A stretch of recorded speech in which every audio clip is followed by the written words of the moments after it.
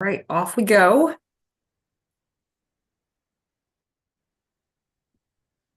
To live stream land. Here is showing us that we are setting up. Oftentimes we're usually live, but we just don't know. All right, looks like we are live. I did that just for you, Madelaine. Thank you. Hello, everybody. You're welcome. So, hi there. I am Amalia Natalio of Karmic Kindness, and I have the extraordinary Madelaine Parker with me with her beautiful springtime background. I wish I could put sparkles on it. Oh, I know that'd be fun. Like a little something. Yeah. Although I feel like it'd be distracting. That's true. Could be. Yeah. Yeah. Yeah. So we're here at Cosmic Chat Time talking about this upcoming Scorpio full moon, which is happening on Monday, May 12th at 12:56 p.m. Eastern. And that would be, I didn't do the math beforehand. It's 22 12, degrees. 11, 10. Oh. 9:56 p.m. Okay. Yes, 22 degrees, 12 minutes. Okay, so Scorpio, I think because of the placement of Scorpio in my chart, can be somewhat challenging at times. Scorpio is ruled by Pluto. Pluto went retrograde. What was it, yesterday, Madelaine? No, a couple days ago? Retrograde on Sunday, a couple days Sunday, ago. a few days ago. So we're in this rather, I would say, challenging period, potentially challenging period of time, because we're being pushed upon by Pluto. And Pluto is all about death and rebirth, about transformation, about alchemy, about going into the hidden depths of our being and dealing with shadow elements of ourselves that we have done a really, really fabulous job in some cases of tucking away and not addressing. So now we're really being encouraged to take a look at some of these areas. And that oftentimes can feel like a heavy, heavy lift. You know, it's almost like you've been carrying around these bags, okay, of all the stuff that you've worked really hard to not deal with. And you're used to the bags now. But now all of a sudden the bags feel like they have been filled even further to the point where you can't carry them anymore without feeling the burden of them. And it's easier for you to put them down and to deal with what's in them, take some things out, review, reassess, and maybe revisit some of those experiences, some of which you'll put back in your bag and some of which you'll leave where they are and find a space of healing. So the sign of Scorpio, I love to connect this to the body because I feel like there's always information that can come through our bodies. The genitals, the anus, the urethra, and the prostate are all connected to the sign of Scorpio. So be aware of these areas for you. You know, for men and women, you might notice some just some disharmonies that may occur there. Just be aware of that and just take extra care. Okay. Let me do the impact chart first, and then I'm going to go into the different aspects. So those who have points or planets between 17 and 27 degrees of the fixed signs are going to really you're going to feel it. And because of Pluto in retrograde, and because Pluto rules the sign of Scorpio, I feel like this could be a really intense time for those who have points and planets between 17 and 27 degrees of the fixed signs of Scorpio, Taurus, Leo, and Aquarius. You might want to throw in the 23-degree Leo, lower, with Pluto squaring 3 degrees, just throwing that in there. Oh, that's true. Anybody, yeah, any lower degree fixed signs are feeling it too with the Pluto. Yes, thank you for bringing that up, Madelaine. That is a fantastic point. Yes, yeah. So really, fixed sign people, just buckle up. Just be ready, because really throughout the 0 to 29 degrees, 30 degrees, you're going to feel it in some fashion, some more strongly than others. Unfortunately or fortunately, however you want to look at it, I have quite a few planets and points in the fixed sign. So Mhm. I'm already, I can Feeling feel it. that shift, and it's really uncomfortable, but yet Mhm. I know that there's this gift on the other side of it. So there's the impact chart for everyone to have a sense of things and kind of take a look at that. You can, if you're watching this on the replay, you can pull up your chart and kind of compare and see where things land. And obviously you can see the degree points too. Now, this is a fairly active moon. We have some really beautiful supportive aspects, and then we have a couple. Well, one in particular that I think could potentially feel a little bit challenging. So obviously, as every full moon, you've got the sun and the moon opposing each other in the sky. The moon obviously is in Scorpio and the sun is in Taurus. So Scorpio, emotional depth, Taurus, grounded clarity. So, when you pair those two together, there's a little bit of tension between the two, yet the gift of that is highlighting full moon, a completion of some sort, or some area of course correction that you will be able to see during this time period. Now, the moon is also opposing Uranus in Taurus. So this could feel a little bit disruptive. I mean, Uranus is the planet of innovation, of surprise, sudden shocks. So there may be some disruptions within your emotional world. Obviously, you're going to be confronting shadows. There will be a sense of tension between feeling free and independent and also feeling a sense of connection and closeness with others. So be aware of that. And then a really nice aspect of trine with Saturn in Pisces.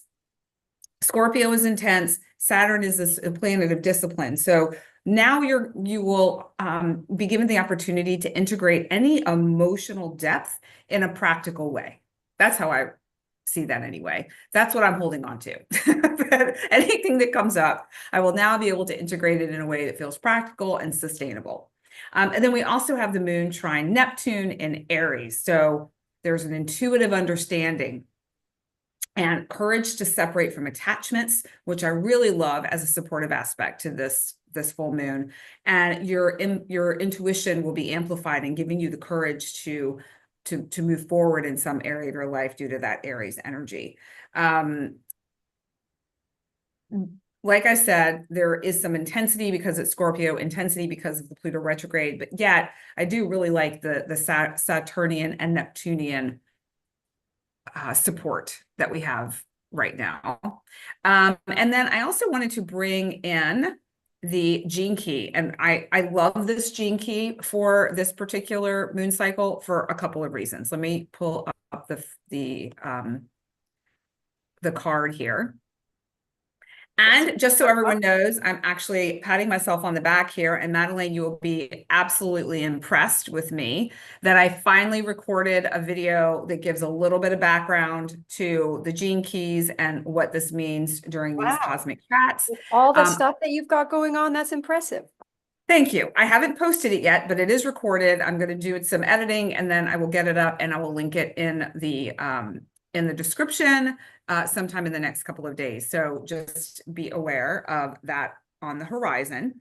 So this is Gene Key 23. It is the Siddhi, SIDDHI of quintessence, the gift of simplicity and the shadow of complexity. Now, when I'm talking about the shadow, the gift, and the Siddhi, think of it as octaves of a similar energy. And we're experiencing different levels of that during this time period, particularly on the full moon. And use these words as just as a place of inquiry or contemplation. So you can look at this like, where in my life do things feel complex? How can I simplify, bring them into a simplistic form so that I can access the quintessence? And the quintessence is like, if you think about this in terms of the elements, we have the the four elements, and then we have ether. Ether is the birthplace of all that is and all that can be. And the quintessence is actually that. It is it is ether. It is also the alchemizing air center. It is in the I Ching, which is also connected to this. I don't want to get too lost in the sauce here, but the key word for the I Ching, or the keynote for it, is splitting apart. So it's almost like we separate from the complexity of our life. We get out of our thoughts, and we are literally in this place of being and creating. And that's what quintessence ultimately stands for. So this period of time right now, I feel like, is such a potent time of really simplifying our lives and coming into a place of divine devotion and creation with all that exists, and really being truly centered in who we are. And I love the grounded nature of the Taurus energy too, to really help us anchor into that space. What do you think of that, Madelaine? Do you have any thoughts about Well, I this do think it's particular piece? interesting because I guess the epiphany would relate to the Aquarian or Uranian aspect of the transit. And then the ring of life and death, it relates because we're looking at death and rebirth. And alchemy is this whole deal, or Right. all a science, in my opinion. It is a science. And the channel for knowing, well, I'm going to look at the chart now with all of that. I'm just kind of very curious. So so it's so interesting how and I saw you like kind of turning your head, like reading all the notes, that all of those things connect with different aspects of this. So it's like astrology in a way, where you can take, that you can look at your sun sign and get a general idea of someone, but then you look at their moon and you learn a little bit more. You look at their ascendant, you learn little bit more. Then you can go even deeper in, okay, well, what sign is it in? Okay, deeper, what degree is it in? Okay, deeper, what aspects, what other connections are there? Okay, a little bit deeper, what houses are they in? It's like all these different ways that you can go deeper and deeper and deeper. The same is said of this. All of these kind of these little notes around the edge of the card all have different meanings and connections to Gene Key 23. And so there's such a richness and a robustness to this work. And at the same time, looking just simply at the shadow, the gift, and the city, the words complexity, simplicity, and quintessence, you're able to access this wealth of information and knowledge that can be brought through just those 3 words, which to me is so cool. Yeah, and complexity is definitely a word that that I associate with Scorpio and Pluto. True. Yeah. Okay. I never thought about that, but that would make total sense. Yeah. Absolutely. So, and is 23 to the sun, where the sun is, or where the moon is? The sun, where the sun is. Yeah. Now, and I share this in the video that I recorded too, because the sun is the biggest, most potent luminary in the sky that directly affects us. We get 70% of the energy that we receive from the cosmos comes through the sun in the form of neutrinos. Those neutrinos affect all of us, whether we realize it or not. And where the sun is in the sky is kind of like the flavor of the energy that is coming through that we are experiencing. So right now we're in Gene Key 2. It's got a little bit of a different energy, but in the recording that I made, I talk about how that directly relates to my life right now. And I think that's where it can be really fun to contemplate some of these words and then take it a little bit further into how the outside world and even the energy of the sun and where the sun is in the sky can affect us in a really personal way. And then finally, before I hand the mic over to Madelaine, we have got our Scorpio flower. Really funny because I just saw a client of mine she's a fairly well-known floral designer. She's got patents on some of her stuff. She's really fantastic. She was doing a live yesterday at her flower farm talking about how all the peonies have come in. And what do we have here? But the peony is our Scorpio full moon flower. Now, the peony activates magnetism. The message is you're able to attract abundance. Now, to me, this feels very Venusian. So even though the moon is not in Taurus, the sun is, and Taurus is very much to me about beauty. And I love this flower. It's just such a gorgeous, beautiful, rich, luscious flower. And Taurus to me reminds me of that, those earthly pleasures, those things that we really enjoy. It's directly connected to the financial world and the material world and creation of abundance. And it's the other piece of this too is, and I think this is a really powerful message for everyone right now, especially if you have some direct connections to this particular full moon cycle, is to have gratitude for the beauty of life. And the beauty of life isn't always quote unquote pretty or easy. The beauty of life is the full spectrum of experience. At least I'm going to keep telling myself that over the next few weeks, that this experience, whether uncomfortable or comfortable or expansive or contracting, is a beautiful part of being human and being here on Earth right now. So the peony for the Scorpio full moon. And that is all I have for everyone for the moment. All right. Madelaine? Well, all right. I'll jump in. Scorpio is ruled by Pluto and Mars. We're going to talk about both those planets here in a minute. And then Pluto is in retrograde, just as you said, turned retrograde. Pluto represents the hidden, which represents our subconscious. It represents our psyche, represents psychic abilities. It represents the occult is not evil, it's hidden. It represents astrology because it's the unseen forces. It's the science. It's a sacred science, but it's unseen. The powers that are at play are unseen. And I'm studying Hermetic. I'm studying all ancient stuff right now. I'm really into it. And what they say is that the hidden is actually what's more powerful, because in the Hermetic wisdom, as above, so below, as within, so without. So like I'm having a lot of clients coming to me during this full moon in Scorpio who are really adept at power of manifesting, really into law of attraction. They have it right. They have it really great. And they are struggling. They're like, why isn't it not working? What's going on? Full moon Scorpio reveals the undercurrent, because as within, so without. You can do all the law of attraction, all the mind work. You can go higher mind, which is great. But the thing that's actually going to attract abundance in your life is the state of your internal feminine. She's the magnet. She's your attractor. It's your subconscious. It's the energetic frequency within, the unseen that is within, that is the most powerful force in your life.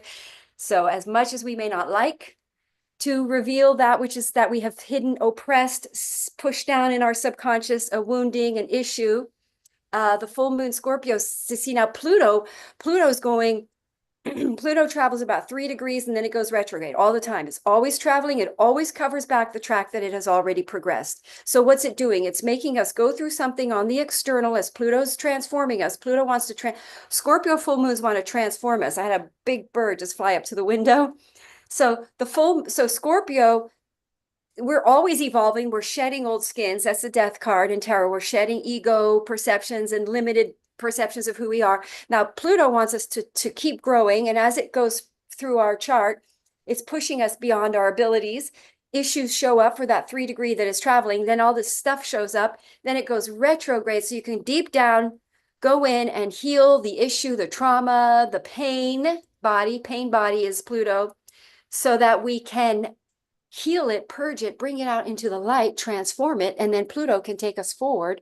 So let's just do that really quick. So we had Pluto. This is interesting because Pluto went retro. Pluto went into stationary. Pluto's going to hit 1 degrees 22 when it goes direct again. And it hit 1 degrees 22 in January 10th. So some issue is showing up from mid-January that indicates, now it could be confused because you could think, oh, it's a karmic thing because we're clearing a lot of karma. It's actually what we call, it's awake. It's in the wake of our karma. It's in the It's the old habits. When Pluto goes retrograde, we're breaking old habits. We're looking at ourselves. We're facing our patterns. So these karmic things, we created karmic results that we're clearing and we're purging, and that's going to get a really mega purge here when Saturn goes into 29 degrees Pisces. End of this month is going to be the big untangle knot, big karmic release done. We're cleared. We're out of it. But until then, you have a wake of the karma, like a wake, like you're going through water. There's a wake. So the wake is the wounding, the issues that cause the karma. We can unclear the karma, but we need to heal the wounding that created the wake, that created the karma. So that shows up as a little bit of a wake, pain, issue showing up. So now what we're doing with this full moon is going to reveal it. That's what full moons do. They reveal things. Pluto is hidden. Pluto is in retrograde. So that's even deeper hidden stuff coming up, trauma, body pain, issues. I mean, all our junk. I mean, plumbing is Pluto. So we're looking at this undercurrent. And by the way, like for instance, if you were to pull up, let's say you've got like laminate tile on your floor and you pull it up and you see a rotted floorboard that has been rotting in water. That's what Scorpio does. It reveals the underneath, the rotted, the toxic, the impure that we want to purify and transform on this new moon. Full moon. So Madelaine, can I ask you a quick question? Sure. So, and forgive me if I missed it. So you said on January 10th, 11. Pluto hit that 1 degree, 22 minute mark. When is it hitting it again?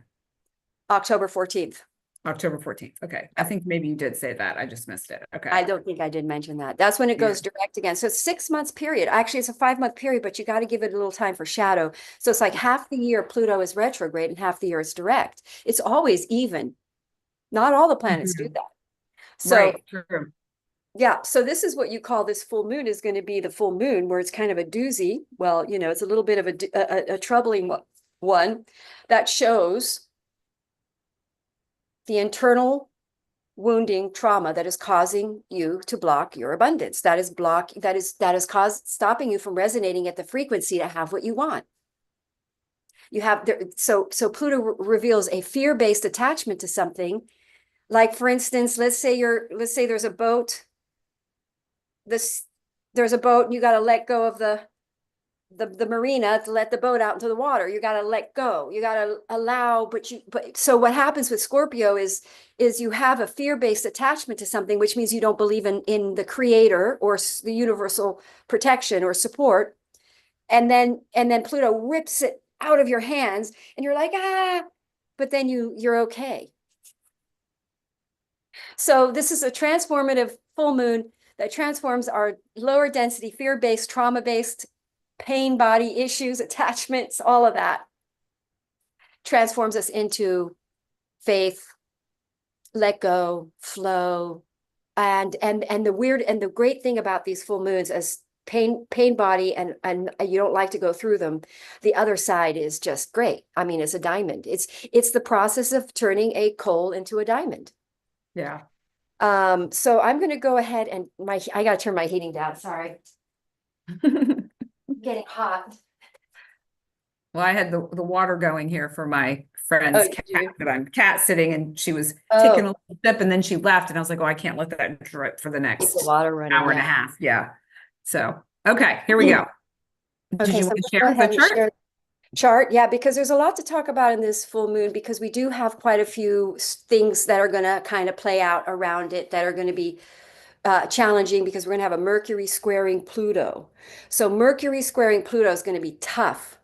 If you've got planets connecting with that early degree, there's that early degree fixed. I'm lucky. This isn't hitting me. I had other tough transit. This one's not for me. I'm happy about that. But basically, you're going to hear bad news. You're going to hear some kind of triggering information, knowledge that upsets you. But, again, these are just triggering lower density fear-based energies in your psyche body. That's hidden. So for you people, you're going to have it triggered out of you by some sort of information, contrary, disruptive news, upset, somebody hurts your feelings. That's going to trigger some stuff. But that's okay. It comes up. With Pluto retrograde, you're going to look at yourself. And because what's going to happen with Pluto, with that square, you can't, something can't be controlled. Something outside of you that's upsetting you, that's an issue, and you just can't do anything about it. There's like literally nothing you can do. So you just sit in the pain and you just feel like death. That's why it's death and rebirth. There's a death feeling, like ending a relationship or finding out somebody's cheating on you, or finding out somebody in a relationship has more debt than you thought and now you guys have to pay a bunch of money. But there's some kind of bad news that triggers you, that's hidden, that comes out, that's upsetting. Now, the lesson on that would be, um, you know, both see, the thing with Pluto in retrograde is it's you. It's always you. So as much as it may seem like the other person, you're going to have to look at, what are you resonating at? Your frequency. You're resonating at that frequency of betrayal or of, so you got to go in and see a therapist. Good time to go see a therapist, get an astrology report, go see Amalia for some soul coaching, dig deep down and do some work on yourself, right? Now that's the toughy part of this transit. Now, so then the other thing that's kind of interesting about the transit is it's opposite Uranus, which gives a surprise nature to the entire transit. Surprise, out of the blue, shock. Oh, so now that again is an opposition. Oppositions are not pleasant. Oppositions are tough. So it's an argument. It's out of the blue, emotional uproar. Pluto, triggered paranoia is Pluto. Triggered paranoia pushes you into an argument. Flare up. Intensity, intense stuff comes up around full moon Scorpio, around money, sexuality, relationships.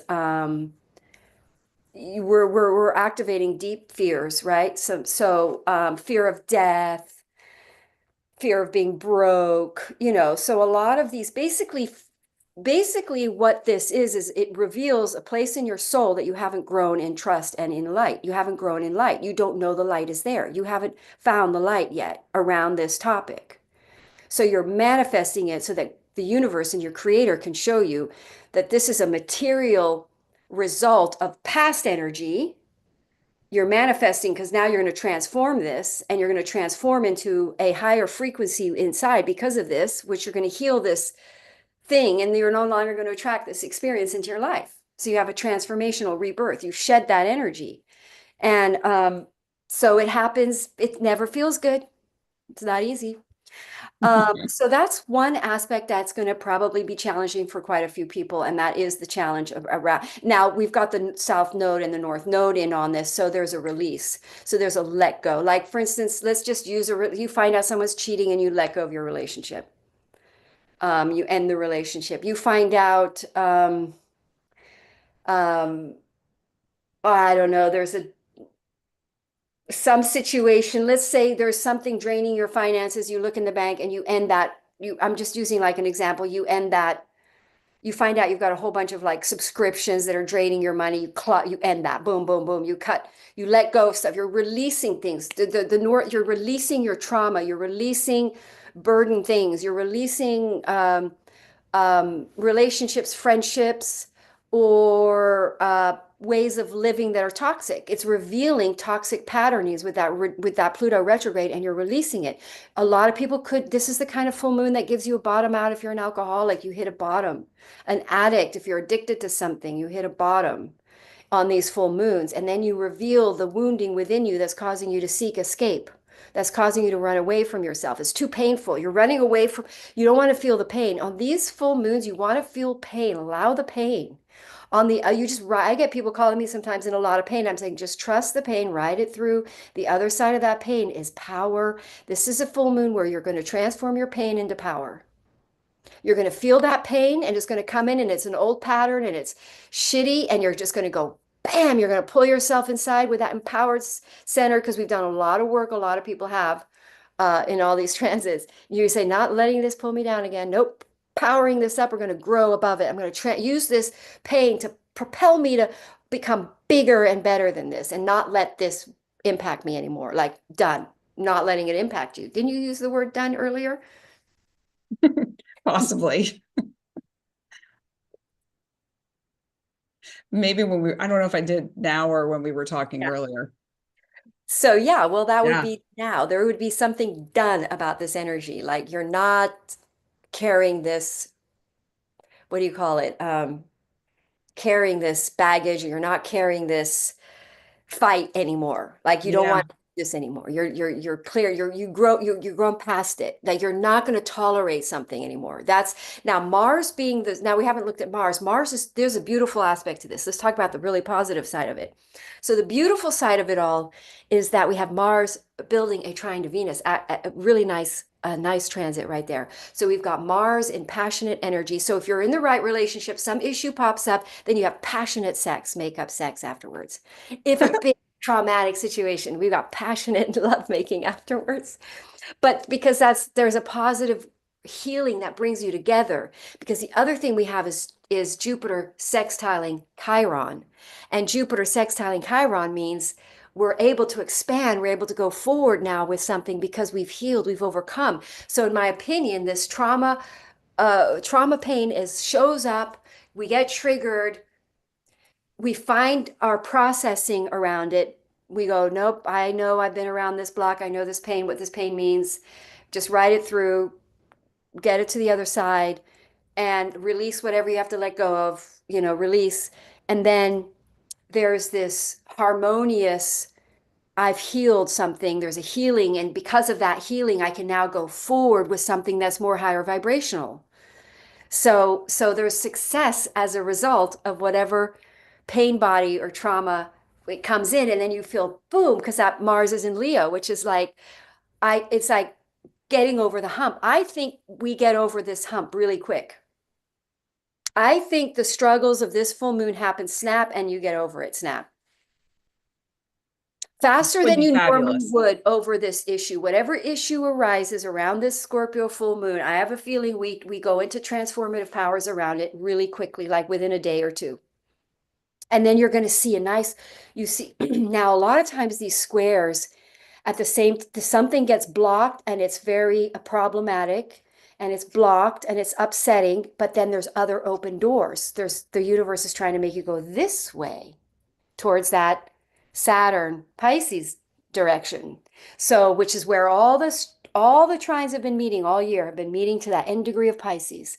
All of it, which is to clearing the karmic knot, untangling past life karmic knots. So the big thing you want to do on this full moon is not create more karma, not to have a karmic response that creates karma, not to lash out on somebody, not to get aggressive, not to blame. What else would be karmic?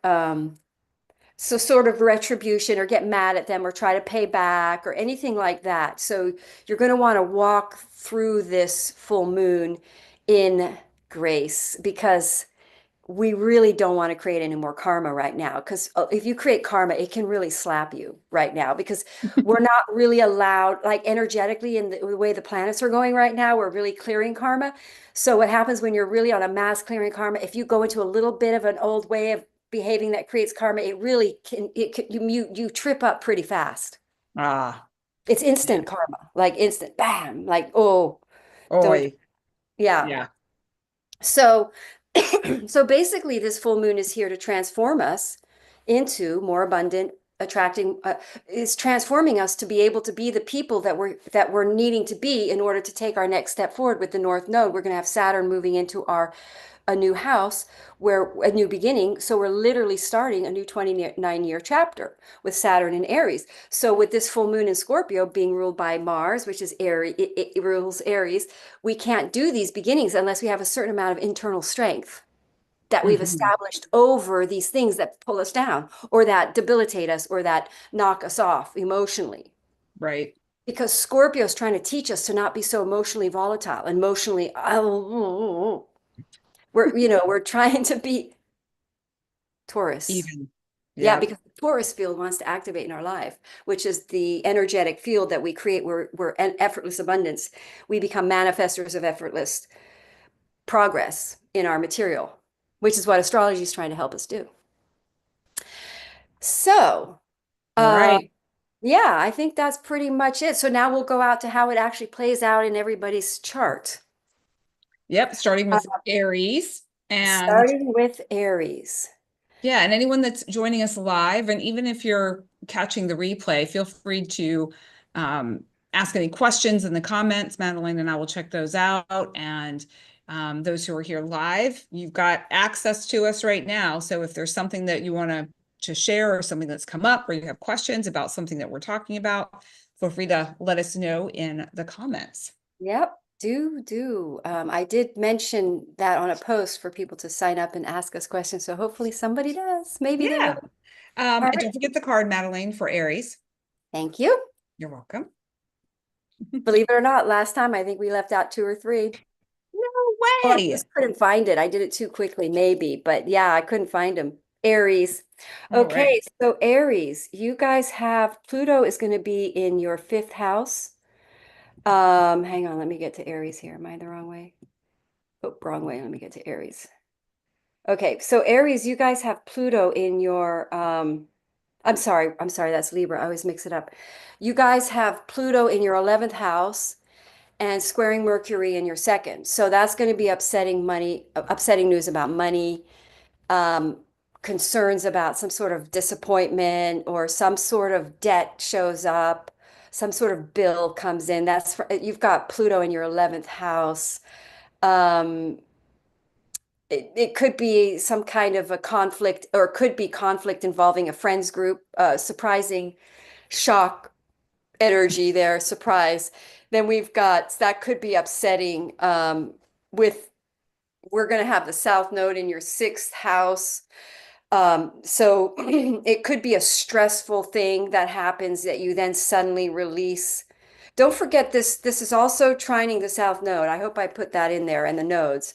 So you're going to be letting go of it's almost like if something upsetting happens and it's such a scary thing, or it just freaks you out that you just say, forget it. I'm not going to worry about it. It is what like you suddenly get like $1,000 tax bill or something, and you're just like, okay, well, there goes me trying to save money for that thing, whatever. And you just pay it and you let go. And then that let go, that's the other thing you have to understand about Scorpio is when we hold on to energies like money and we're fear-based on money, Scorpio full moons will make us have to spend it. And then that opens up the chi energy of our money, and then we attract abundance. So if you lose money on these kind of lunations, it's an indicator that you're about to get a lot of money. You've got forces of the universe is probably in your chart somewhere that more money wants to come into you, but you're blocking it through this sort of, I'm just making ends meet energy all the time, and that can really block the flow. So sometimes you want to, if you want to break that, go donate money somewhere. Just go give somebody $50, $100, and that just kind of breaks that energy. And so anyway, that's what's going to happen for Aries, because this is squaring Mercury in the second, Taurus, the sun is there. And then you've got this Mars in your fifth house. So, and then you're going to have the Saturn coming into your first house. So there's some new creative venture project coming in, or new relationship, because there are other things going on with Aries that indicate relationship. But a new relationship comes in, a new creative project that creates financial hope or help through a relationship, friendship, support. But this transforms into some sort of financial solution, and whatever problem shows up with the finances pushes you to make a financial solution that actually really elevates your finances. Because to have Mars making that nice trine to your fifth house is a really good solution. Something shows up that actually really takes your life forward in a which is probably going to think of the new moon Scorpio November 1, by the way. So that may show up as some sort of lucrative solution, or a lucrative answer shows up here.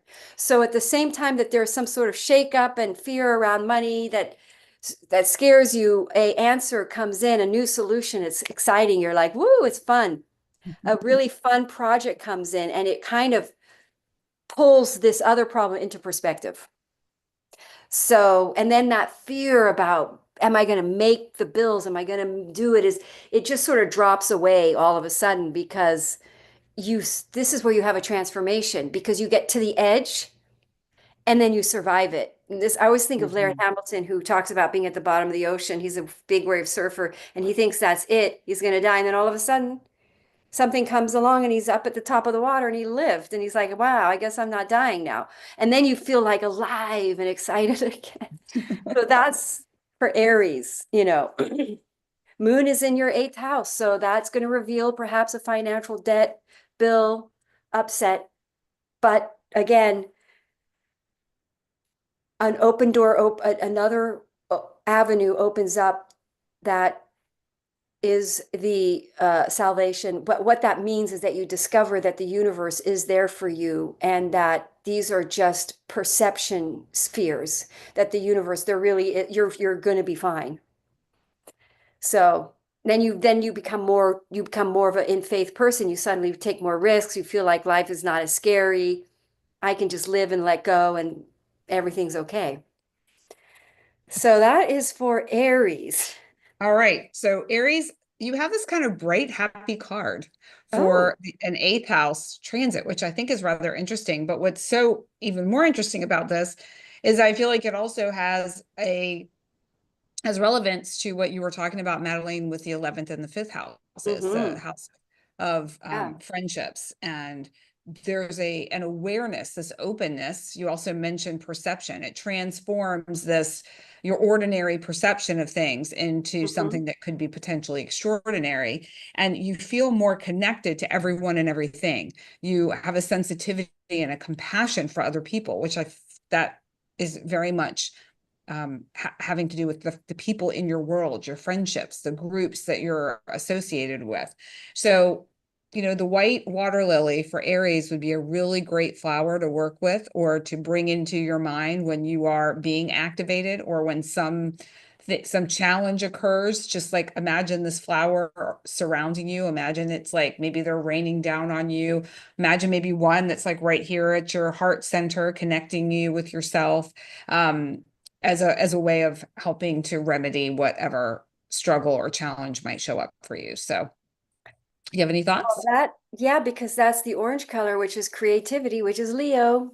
And they've got Mars in their fifth house, and it's a relationship house. So creative friendships, co-collaborative entrepreneurial ventures is the big way through that makes you it's very happy. That's a nice card.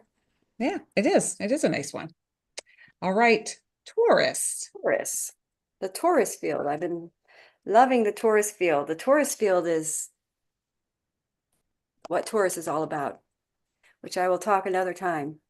We can go depth to that Although because the Taurus field is spelled differently, but yeah, it's the but it same. stems in the image of the Taurus is actually the first part of drawing of the Taurus field. Oh, neat, neat. That's cool. Yeah. So anyway, so Taurus, it's happening. The sun is in your first, this is in your seventh house. So this could be challenging for Taurus relationships. They may be ending. I know Taurus, couple Taurans that may be at that point. But the reveal of something in your relationship, hidden situation, it could be a partnership, it could be a lawyer, like you hire a lawyer and you suddenly discover they're not really helping you, they're not really on your team, or you get really triggered by the behavior of your spouse. The relationship may be fine and you stick together, but it's just that you're getting triggered by some of their nascostic behavior, which would be hidden behavior. It's an Italian word. So some sort of, and you get triggered paranoia, which is Scorpio, and you fear the worst, but then you go through a transformation and you realize that you're the one that's carrying this wound with Pluto in retrograde, that you've got to heal your fears of abandonment issues. You start to face them, but it could also be the relationship does end and you reveal that this isn't the right relationship and the person reveals their true colors and they're not the person you thought they would be. So there's triggering involving relationships, perhaps ending it and or transforming it or transforming your life. If you're single, you transform something within you that enables you now to be in a relationship. You heal something about your trauma, about relationships, and you're now able to sort of heal that aspect of yourself and go forward in a relationship and be committed. Um, Now, with the Mercury squaring your first house, Pluto in your 10th, there could be some bad news setback about money in career, or let's say you are, there's could be a fear about money and some kind of bad news or triggering or not feeling value, or somehow your self-worth gets triggered, and you may feel like you have to end a career, or with Pluto in your 10th, you're becoming more empowered. You're becoming more, something could feel like a setback in a career venture and involving the relationship too. But again, with that Mars trining in your 4th, a solution is going to come in. And Mars is trining Venus, which rules the sun, in your 12th house. So some sort of assistance from family or another living. If you're moving, let's say you're going to split up and you have to move, somebody's there. You can go stay with a sibling. You've got other alternatives coming in that are supportive. And if you're not splitting up, then you're just in, say you're just going through a conflict in your relationship, then you both decide to change something in your home, or you spend some time together. Maybe you go on a trip together, you go on a staycation together. Passion, Mars, passion, trining Venus. If your relationship ends, you could be connecting with a true person if that's happening. But if it's not ending, then you reconnect and you travel and you take a honeymoon period together. That could very well be, and then you heal the relationship that way. But communication, you could also just get triggering of communication, an argument or a conflict with work, 10th house. Or it could just be that you fear your stability in work. And you're going through a scorpionic fear of lack scarce mentality. So you're going through a triggering and a fear around scarce or lack mentality that's triggering you. But then, that's all going to work out, because something around the 4th house, because Mars is ruling this full moon and it's trining Venus. So if you are having a financial scare, something works out involving your 4th house and your 11th house involving Mars and Venus. So what was that scenario I just gave? If a relationship was ending, another relationship would come in and support you. If there's a financial scare, there is some sort of support from family, and Venus being in your 8th, you could actually just be motivated and driven to overcome this situation, or the situation is just naturally overcome. In other words, there's some sort of support coming from your 4th and your 12th. Could be family support. It could be that you earn money in a way from your 4th that enables you to support the fear, so in other words, some kind of fear around money comes up that makes you have to make an alternative shift, which you can make because the door is open that way. Does that make sense? I think so. I think this flower may help a little bit. Okay, good. And I feel like this feels very potent, not necessarily because of where the moon is, but because of the other aspects of this particular moon period. Whenever this flower comes up, Madelaine, I think you're gonna know what it is. Purple one. Yes. It is telling us it is time for deep transformation. We've got the black bat flower. So this one, I just feel like, and as you were sharing about Taurus, I was just feeling these tingles all over.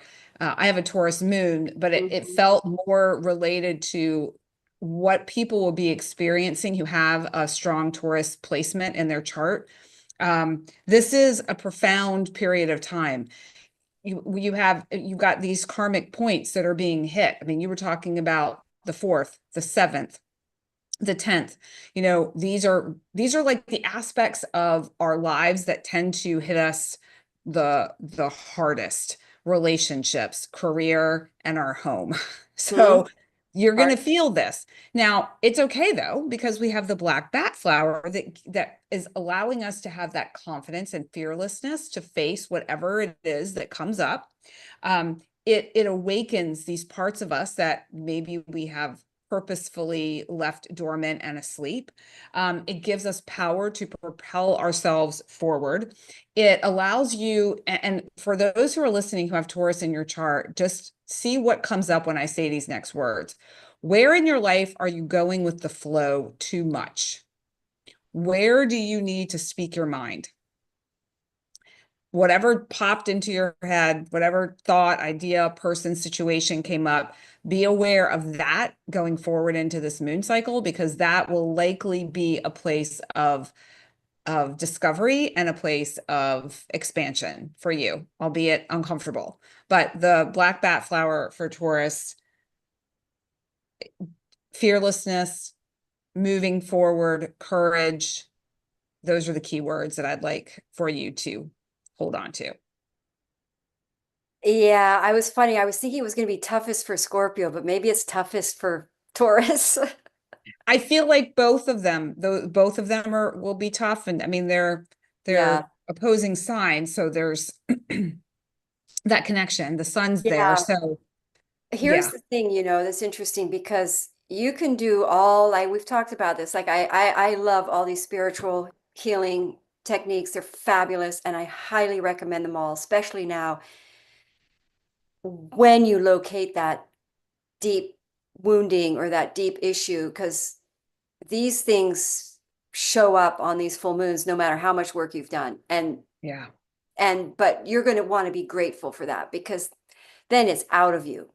You can move on and leave that in the past, bury it in the dirt. I I the so go ahead. full the Scorpio energy is the decay. It's the what do you call compost? Hmm. The dirt. It's hidden. It's the hidden nutrients that feed all these beautiful plants. I love that you brought up about I got distracted looking at the flowers and the plants and the bees and the butterfly in your background. Okay, let me see if I get the thought back again. Now, I love that you brought up that no matter how much work you've done, when some of these transits occur, you feel them, Yeah. and they're there. I mean, this is the work that I do. Stems from the work that I've done and the work that I do with clients. And I can tell everyone who's watching right now, I am feeling this already, and Mm-hmm. it is challenging. Yes. Yeah. And I have a lot of tools, and I have a lot of experiences, and I have all those things. Not to say that I know everything and I've done it all, because I certainly Right. have not Right. even close.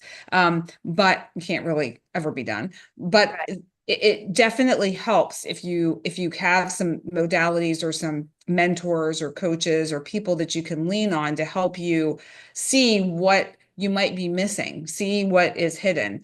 I have a mentor myself that I connect with periodically that can really help me see those shadowy spots that I'm aware are there, but I really just prefer not to go there. Mm-hmm. And sometimes we need people to hold us accountable. We need people to hold the space for us to witness us in whatever we're Yeah. going through. So Yeah. Usually there's pain body, and that doesn't show until it's triggered. So, yeah, but that's what these lunations do, is they heal that in us, and then we become more powerful, more empowered. exactly. Exactly. All right, Gemini, don't forget the card. Gemini. I'm going to take my time with this so that it actually shows up. Okay, Gemini. Gemini. Okay, so we've got Scorpio in your sixth house, which is the, shall we say, revelation or hidden, because remember, things are being revealed on this full moon, of a health problem, a health issue, or you reveal you got to quit drinking. You got it. Something reveals that you're doing on a day to day that isn't good for you, that is needing to change. It could be that you're just sitting at home watching TV, and you're just escaping, and you're not really dealing with something. But this full moon is going to force you to, unfortunately, in some way, perhaps make you, for instance, let's say you're not working. Well, now you got to work, that kind of a vibe. But then you're going to discover that you're way happier. Um, so, because it is a sixth house, it is a work house, it is of being of service. So let's just use an alcoholic, for example. They bottom out, they have to quit alcohol, and then they step into being of service to other alcoholics. Or you discover that you're going to make a good, because Scorpio is very good psychological counselors, addiction counselors. Also, it's the house of pets. Something sad could happen to your pet. Your pet could die, or a pet could happen to a pet. Or somebody leaves you a pet. You suddenly are landed with a pet. I've had people, my father got left my son's cat when he had to travel on a Scorpio, I mean, on a full moon in the sixth. But this is going to be more of a healing trauma based. I would say a health scare. You could have just scare issues in your about health that you just get triggered and you're just scared and you realize it's hypochondriac, or you're just, you don't need to be scared about it. You just need to be proactive about it. But something reveals now let's look at the Mercury, something, and plus you're ruled by Mercury. So we want to look at that Mercury transit. So that Mercury squaring Pluto in your 12th is a triggering energy. Yes, that would be past life trigger issues coming up that trigger you about Pluto's in your ninth house. So you're going through a lot of transformation around your beliefs. Some kind of a triggering shows up where you have to go internal and look at yourself around your beliefs, around what you think. You've kind of got to change something about yourself and you're kind of realizing it. And there's some sort of information that shows you that what you believe is really off or wrong, and that you kind of are causing some of your own troubles, and that there's something about you that you want to change or need to change, because it's in your ninth and your 12th. So that 12th house would be kind of a painful realization about an aspect of yourself that you don't like, that you need to change. There's some sort of growth.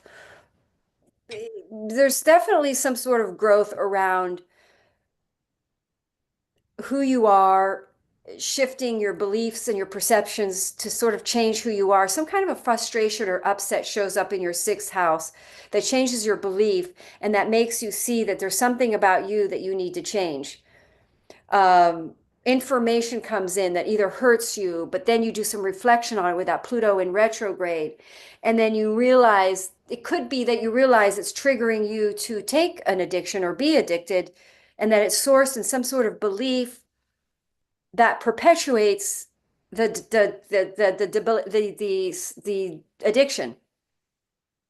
So in other words, there's some sort of belief that what you're doing is okay. You hear bad news that's upsetting you, that triggers some sort of spiritual deficit in you that you become aware of, that makes you realize you have to change. You have to make a big change in your life. Like you have to change a habit, something that you do all the time. And the nodes, of course, so you got to let something go. That south node, like quitting something. South node in your, where's that south node? In your fourth house. Something, maybe you have to move. You have to change something that you do. That could, if it's fourth house, it could be a lineage. It could be a family thing. Like, let's say there's a diet your family's always eaten. You discover you have too much fat in your arteries. You have to quit a family diet or a way that you've been eating. So yeah, that's kind of, but let's get to the good news. The good news would be Mars.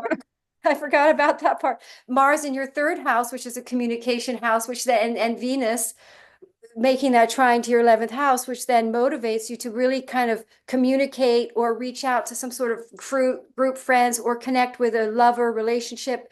That's a romantic Mars trining Venus that heals a relationship. So there's some sort of, as a result of this introspection, you see something about yourself, which then enables you to heal a relationship or tribe group. All right. Well, we have like it's all over the place. It felt like there's a lot happening for Gemini, which kind of makes sense because of Gemini energy in general. Mercury. There's a lot happening there. But for Geminis, they've got the pink primrose as their flower support.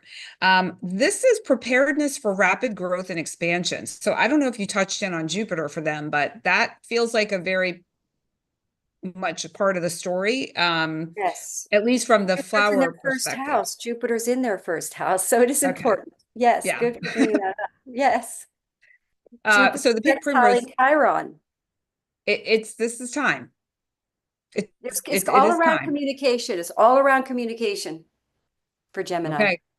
So This is a flower that's telling them there's a sense they're being called into some sort of action, some sort of outside the box thinking, maybe outside the box communication. Mm-hmm. And this flower will bring in a feeling of making it effortless. So it doesn't have to be a big slog. It can be effortless. And I think that it will be effortless if you somewhat get out of the way. Uh, don't let your thoughts get carried away. Don't let your mouth get carried away. Really And be, you're think at what your internal dialogue, you're in some sort of, yeah, yeah. So all those things I yeah. think are part of this. And then also there's a little bit of innovation that can be had. So we have a little bit of the Uranian energy at play here as well. So pink primrose for Gemini, I feel like it's going to be that this flower will be really helpful for them. There's a softness to this where things might feel a little crunchy. That's what I'm Jupiter seeing. is in their first house, sextiling Mercury, sextiling Chiron. So whatever communication comes in, there's massive healing around. Hmm. And Jupiter in your first house is your body too. So there could be information about your health that makes you go into some sort of rapid growth around healing your body too. So, Just some awareness yep. for those Geminis out there. All right, That's Cancer. what I wanted to say about this full moon is astrology helps us be aware and accept and then to be higher conscious about what's going on. Mm. Higher Mhm. minded. Hermes, Mercury is about higher mind. Okay, so Cancer coming in, Cancer, rising, sun, moon. This is going to be in your eighth, well, Pluto's in your eighth and Scorpio is in your fifth house. So there would most likely be a relationship or friendship that you're releasing or that relationship could transform into a romantic relationship, a friendship, then it goes through transformation, or a friendship is no longer, you reveal the nature that it's superficial. Let's say you're dating someone and then on this full moon you rediscover it's a very superficial connection, there's no depth to it. Or there's a friendship that you're releasing friendships, Scorpio friendship perhaps, or a friends group, some sort of friend is no longer, maybe you see that they're not really a friend.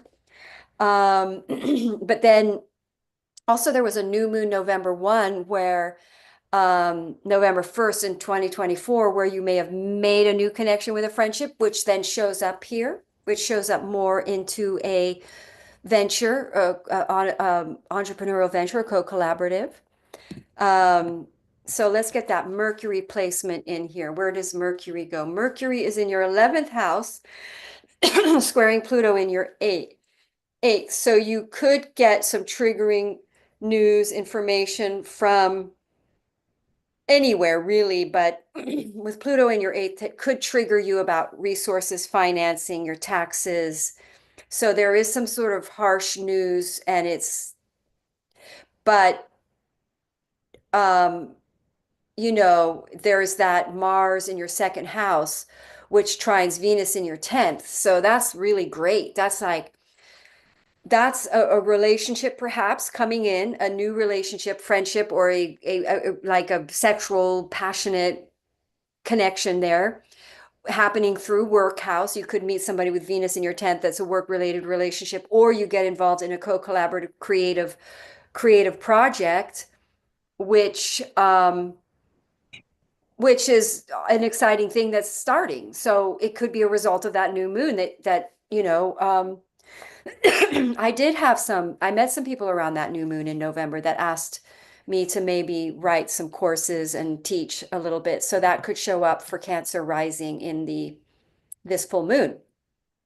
But with the Mercury in the 11th, there might be some gossip or some information, or you hear around friends, groups, or tribe that's triggering and upsetting. And that makes you maybe not want to be friends with a certain person because we've got the Mercury in your 11th. So you could hear some challenging information that makes you not necessarily like somebody, or that makes you want to end that friendship But again, it could just be triggering your issues. It could just be information from people that you hear, or something happens out in the world amongst, maybe on the internet, somebody leaves a comment that triggers you. But whatever triggers you, that's that information that comes in that's triggering or scaring is where you're going to be doing some work, because that's that Pluto retrograde. So you're going to go deep doing some transformative work around that. And then like I say, I think this is a very quick transformative full moon where I just think you get over the issue super fast. So you just kind of let it fall off your back, and you just kind of focus more on the Mars, the exciting things that are happening, because this full moon is ruled by Mars too. So Mars being in Leo, trining Venus, I mean, there's something really great happening at the same time. It's kind of like something tough happening and something really great happening. But the tough thing might be a shut door, that you're closing a door, and then the Jupiter sextile to Chiron giving you you know, um, a lot of confidence, and able to very healed. You're communicating or interacting with somebody on a much more healed level. So you almost have a healed response to whatever happens. That's what these Scorpio full moons come in and test you. How is your response? Are you lashing out? Are you attacking? Or do you go inward, see what you need to shift and change, and what you need to let go of and release? So for Cancer, basically a full moon, a new relationship comes in, the right person, you see who your true person are, who your true friends are, you release the ones that aren't, and then you get involved in some sort of creative, financial, collaborative, cooperative thing with your divine mate or a partner, fated partner, career, um, project. And Mars rules your 10th house. So this full moon also, so it's going to impact your career and give you some sort of good, lucrative result there. Go ahead. Sorry. That's okay. So the bird's foot lotus is the flower for Cancer. And the bird's foot lotus will support getting to any root causes of worry, which I feel like is very reminiscent of that Scorpio going into the shadow places, the secrets, the hidden, being able to see where this worry is coming from, and how to shift that into expecting the best, taking charge in your life in a way, and allowing there to be more ease to flow to you. As far as the body is concerned, it also has a connection to a very relaxed belly. So if you think about when you're in a state of worry or concern, you clench. We all clench, like we kind of like stiffen up. This is finding a place of just relaxing. That could be through breath. That could be through like just literally rubbing your belly, coming back into your body more, instead of, you know, Cancerians, it's a very mothering sort of, you're ruled by the moon. So there's a feeling of really wanting everyone to be taken care of, and sometimes forget to take care of yourself. So it's a reminder too, to be really aware of how you're showing up for you. And yeah, this is also a very cheerful, easeful flower. So how can you bring that into your life as well? Bird's foot lotus. I forget to add fifth house full moons they do bring fun and joy. Oh, true. Yeah, because it's a Leo. Yeah, it is. So yeah, So I don't I know why kind of, that color brings that playful energy of fun. and it But just kind seems like a sweet flower, of, is just that even just though, one flower? yeah, I think so, with just a few blooms.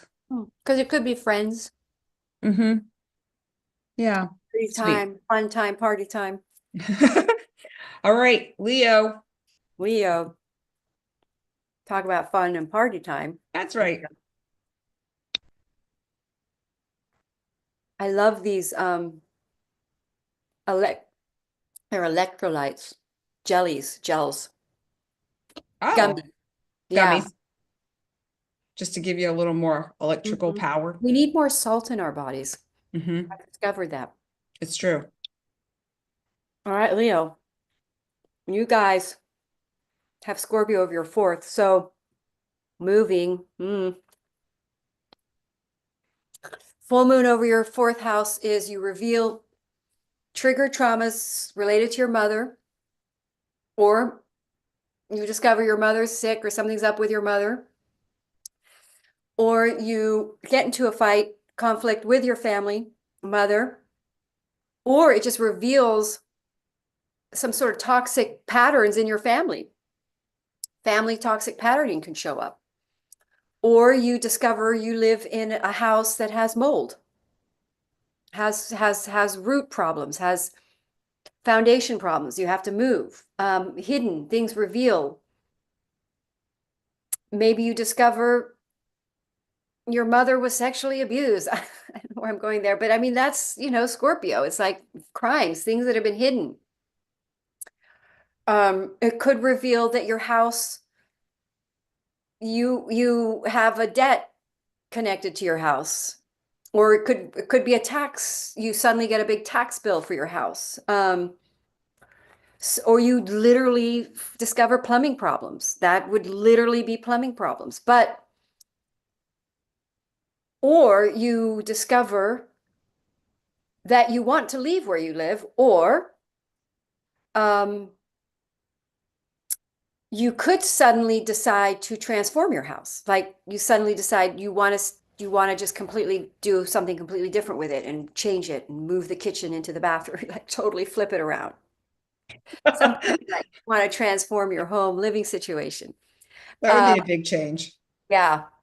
But the trigger part, let's see let's look at that, where Mercury is going to be in your 10th and then Pluto in your 7th. So there could be a fire up around your relationships, because Leo are going to have their Pluto in their 7th house for, 18 years. So they're going to be totally different people in their relationships. It's going to change them. And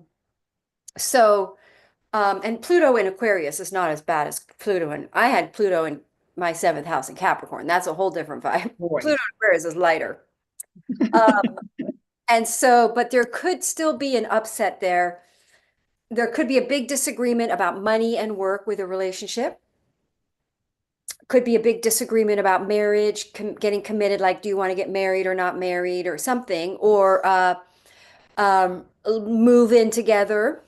There could be some sort of conflict around the relationship, around an issue in the relationship where there's a deep buried issue that needs to come up and be sorted out. It can either end the relationship or make it. If you're in the right relationship, it will make it. But then perhaps it evolves to either living together if you're not, or moving. Like, let's say there's a problem in your relationships and you discover that you're just not happy where you live, so you decide to move, and then you'll be happier. The relationship will work. Or you decide, but again, without there could be problems, hidden things come to light about your relationship, and they cause a problem. But also, with the moon being in your 4th house, with that Mars now in your 1st, trining Venus, there's going to be a big shift in this situation. That's what this full moon is going to be, a big shifting energy where you then harmonize around something. So there's going to be a problem in your relationship. It either ends it if you're not in the right relationship and you move out. That could be the thing in the Scorpio in your 4th, you move out. Or you get over an issue in your relationship around communication, and it has a big breakthrough, transforms your relationship. And then we have this big harmony between Venus and Mars in your 9th and your 1st. And you find some sort of you agree on something. You find that you actually really do agree on, you find how you can agree on something. And then you collaborate, you join your beliefs, you have this harmonic, you could go travel together, honeymoony vibe. Or you discover your new person, or you already know them and you're ending a relationship and you're kind of blending into the next relationship. That could be happening. And then with Mars in your 1st house in Leo, you're fired up for energy in the bedroom, sassy energies. So, it's kind of like this for Leo. It's kind of like hot and passionate and then fighting at the same time, and hot and passionate and then Interesting. like, you drive me crazy when you do this, but I still love you and I still want to do this. Yeah, I'm not going to do it. Yeah, you always do this. Okay, I won't do it anymore. Okay, let's have sex.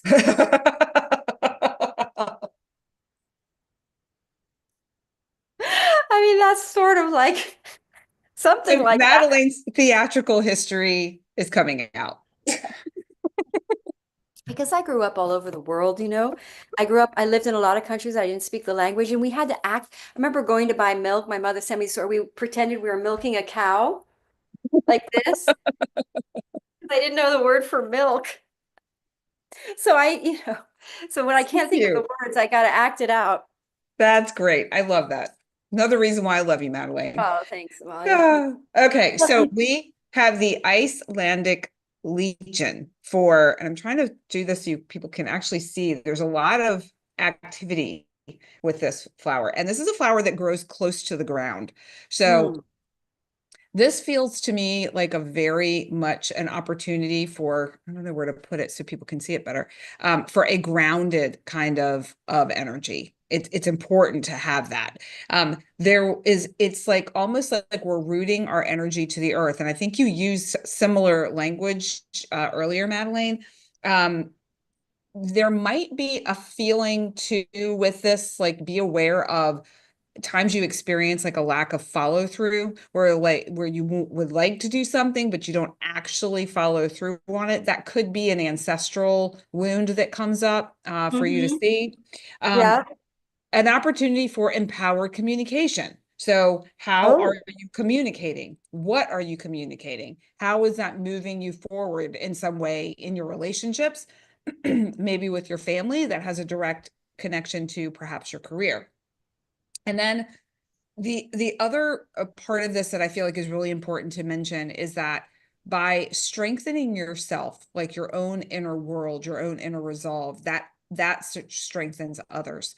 I think I liken that to when I am healing some aspect of myself, I'm also healing my children and my parents and my grandparents and my ancestors. And so it's this lineage type energy that again is very grounded to the earth. And you can see here with this, this to me, it's hard to tell, but there's like a lot of blossoms here. Hmm. And it's like the across space and time kind of flower, and it grows all along the earth and very in a very Like a ground tangible, cover.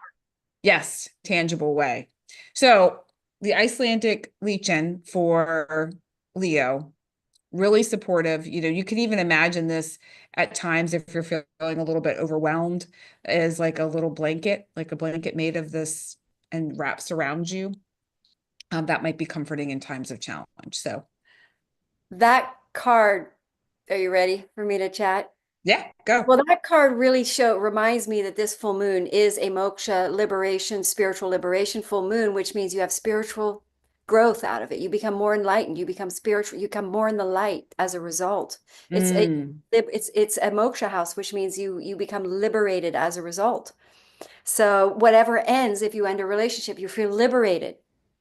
If you're in the fourth house, by the way, for Leos, there's definitely mother issues there. Definitely mother. Mhm. I have a Leo son, and he has I try not to have issues with him, but for some reason we just can't seem to figure some things out. This full moon could help us figure some things out. Oh, that would be nice. Yes, it would be I'm nice. I'm holding that vision. Thank you. All right, Virgo. Virgo, Happening with those Virgos. Virgo, Virgo, Virgo. Um, They really, Zoom really should give us the numbers of where we are on the recording, like the minutes, so that I could like write down. But anyway, they don't. So, all right. So Virgo,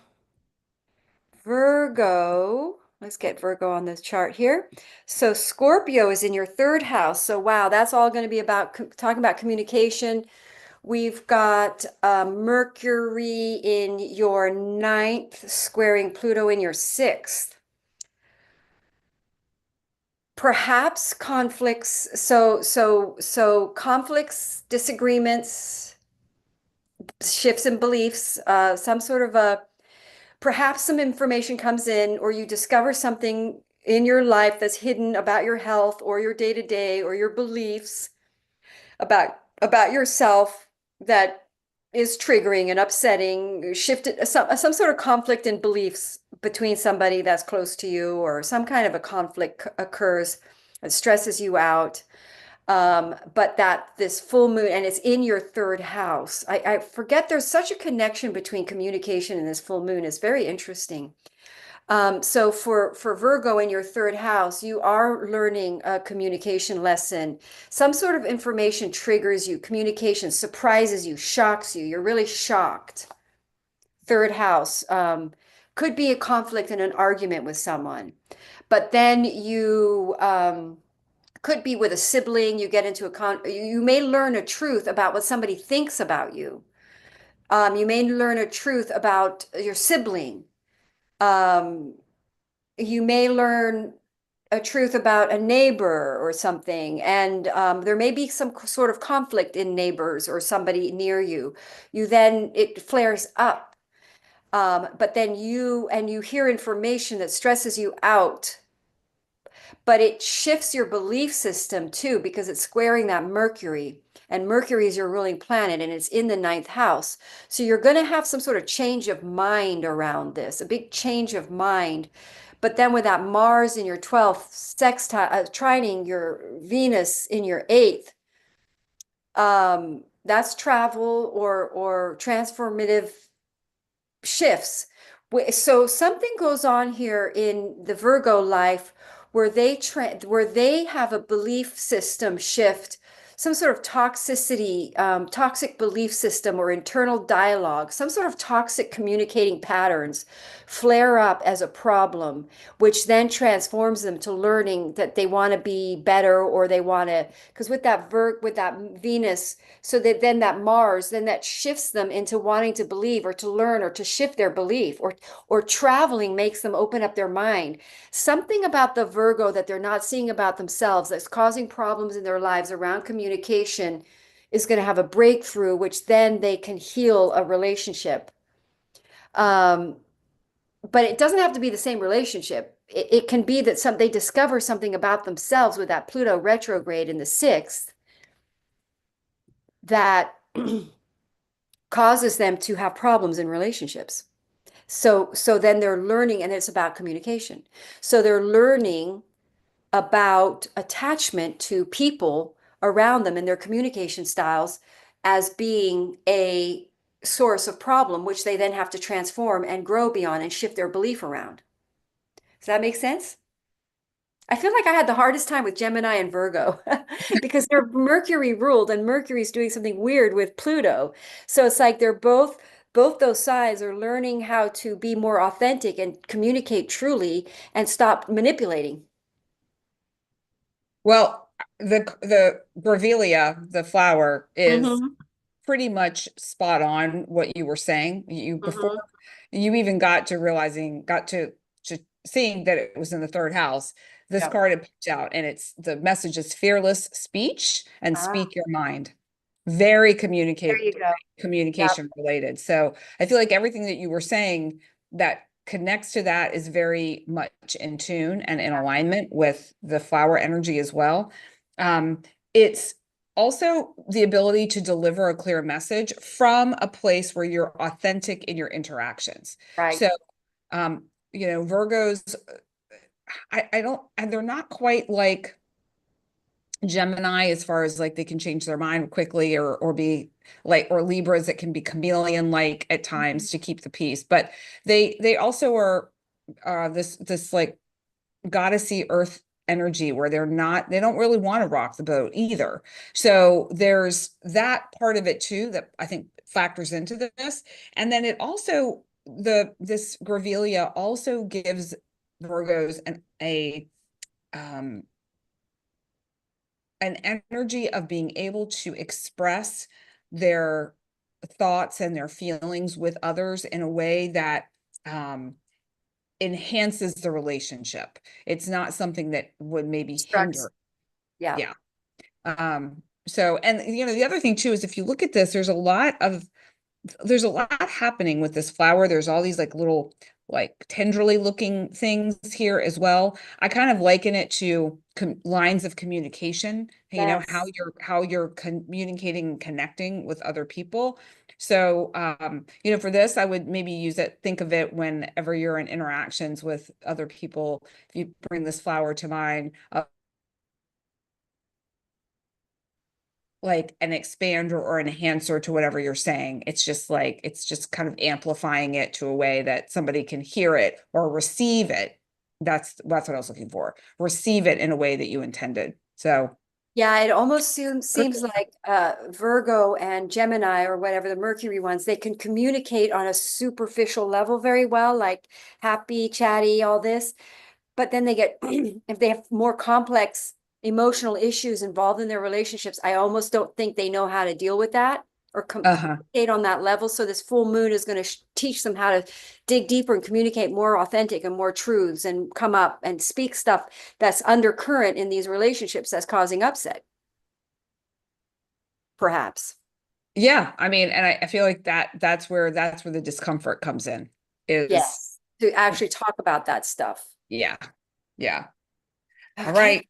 Libra. You put the purple card back in because I'd be curious if it comes up for Scorpio. It's Oh no, wait, it's like it's already to the already side. out. Yeah. All Yeah. right, Scorpio, the hardest for, I think, because in fact, I have a friend that's Scorpio and she's been texting me going, oh my God, I'm going through so much. And she's really reflecting Scorpio. Pluto retrograde is causing Scorpios to really go deep. And she's really in it. Like, I can't believe all this stuff I was thinking and la, la, la. So Yeah. Well, we're not to Scorpio yet. We're at Libra. did I skip? Oh my gosh. Yeah. Thank you. You're welcome. And you know what? We didn't even pull a card, did we? Oh my gosh.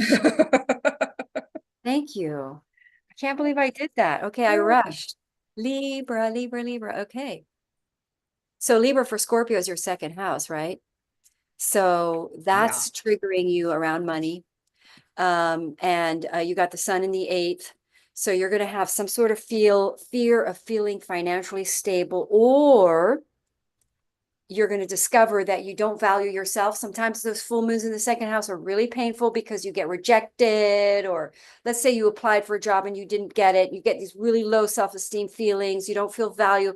So then you start to transform and you start to see that you're just reflecting low sense value, low self-value. You don't see your worth, but this full moon will just reveal where it is you aren't feeling your true value, what you're really worth. You're not seeing it. This full moon may reveal that a talent, what you're really worth. You suddenly really say, wow, I am really good at this. You know, I should really claim it.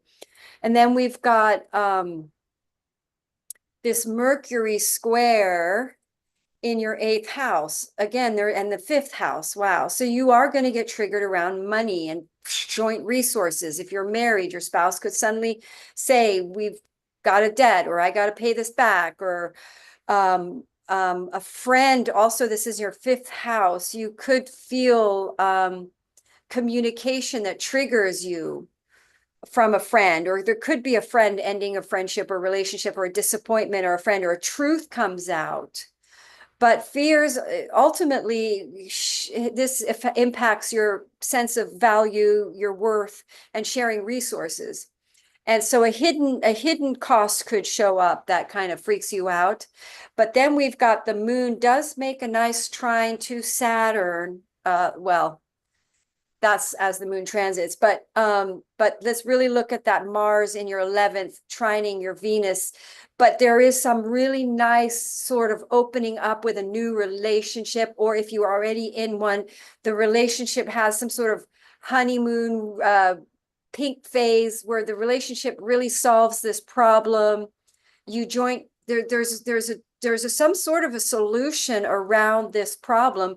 If you're not in a relationship, you could start one there. You're really serious, long-term committed, because you're about to have Saturn in your seventh house.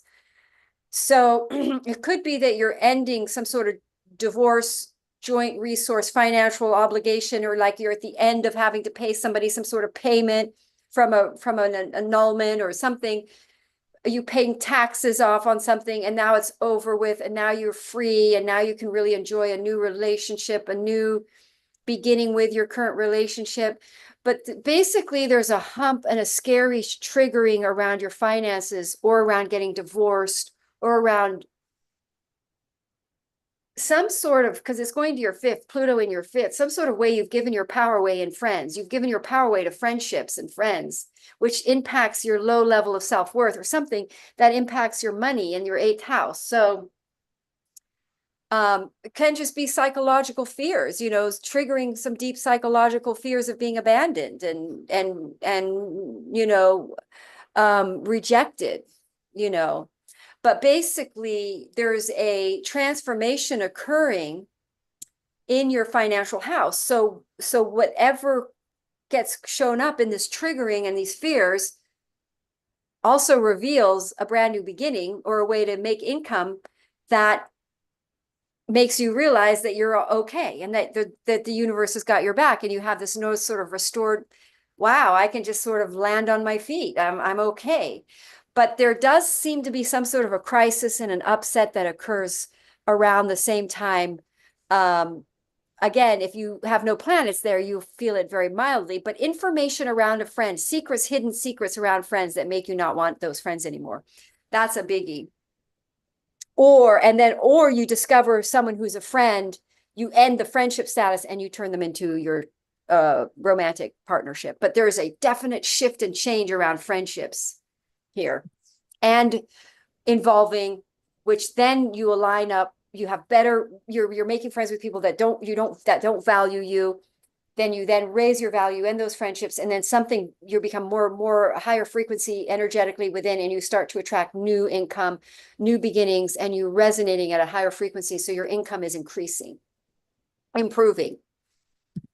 So with all of those pieces of the puzzle for them, we have the red bird of paradise, which is if a flower of focus, a flower of like, let's get it done, a flower of, okay, what have I been putting off? What projects or what tasks have I not taken care of? Now is the time to take care of them. And those might be the very things that lead to the ending of a relationship of some kind, or the ending of not the ending of a relationship, the end of and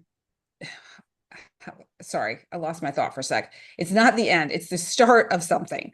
So you finally finish this project, you complete the project, and that opens up a way of making money, which is what I was trying to say. It was all getting jumbled in my brain.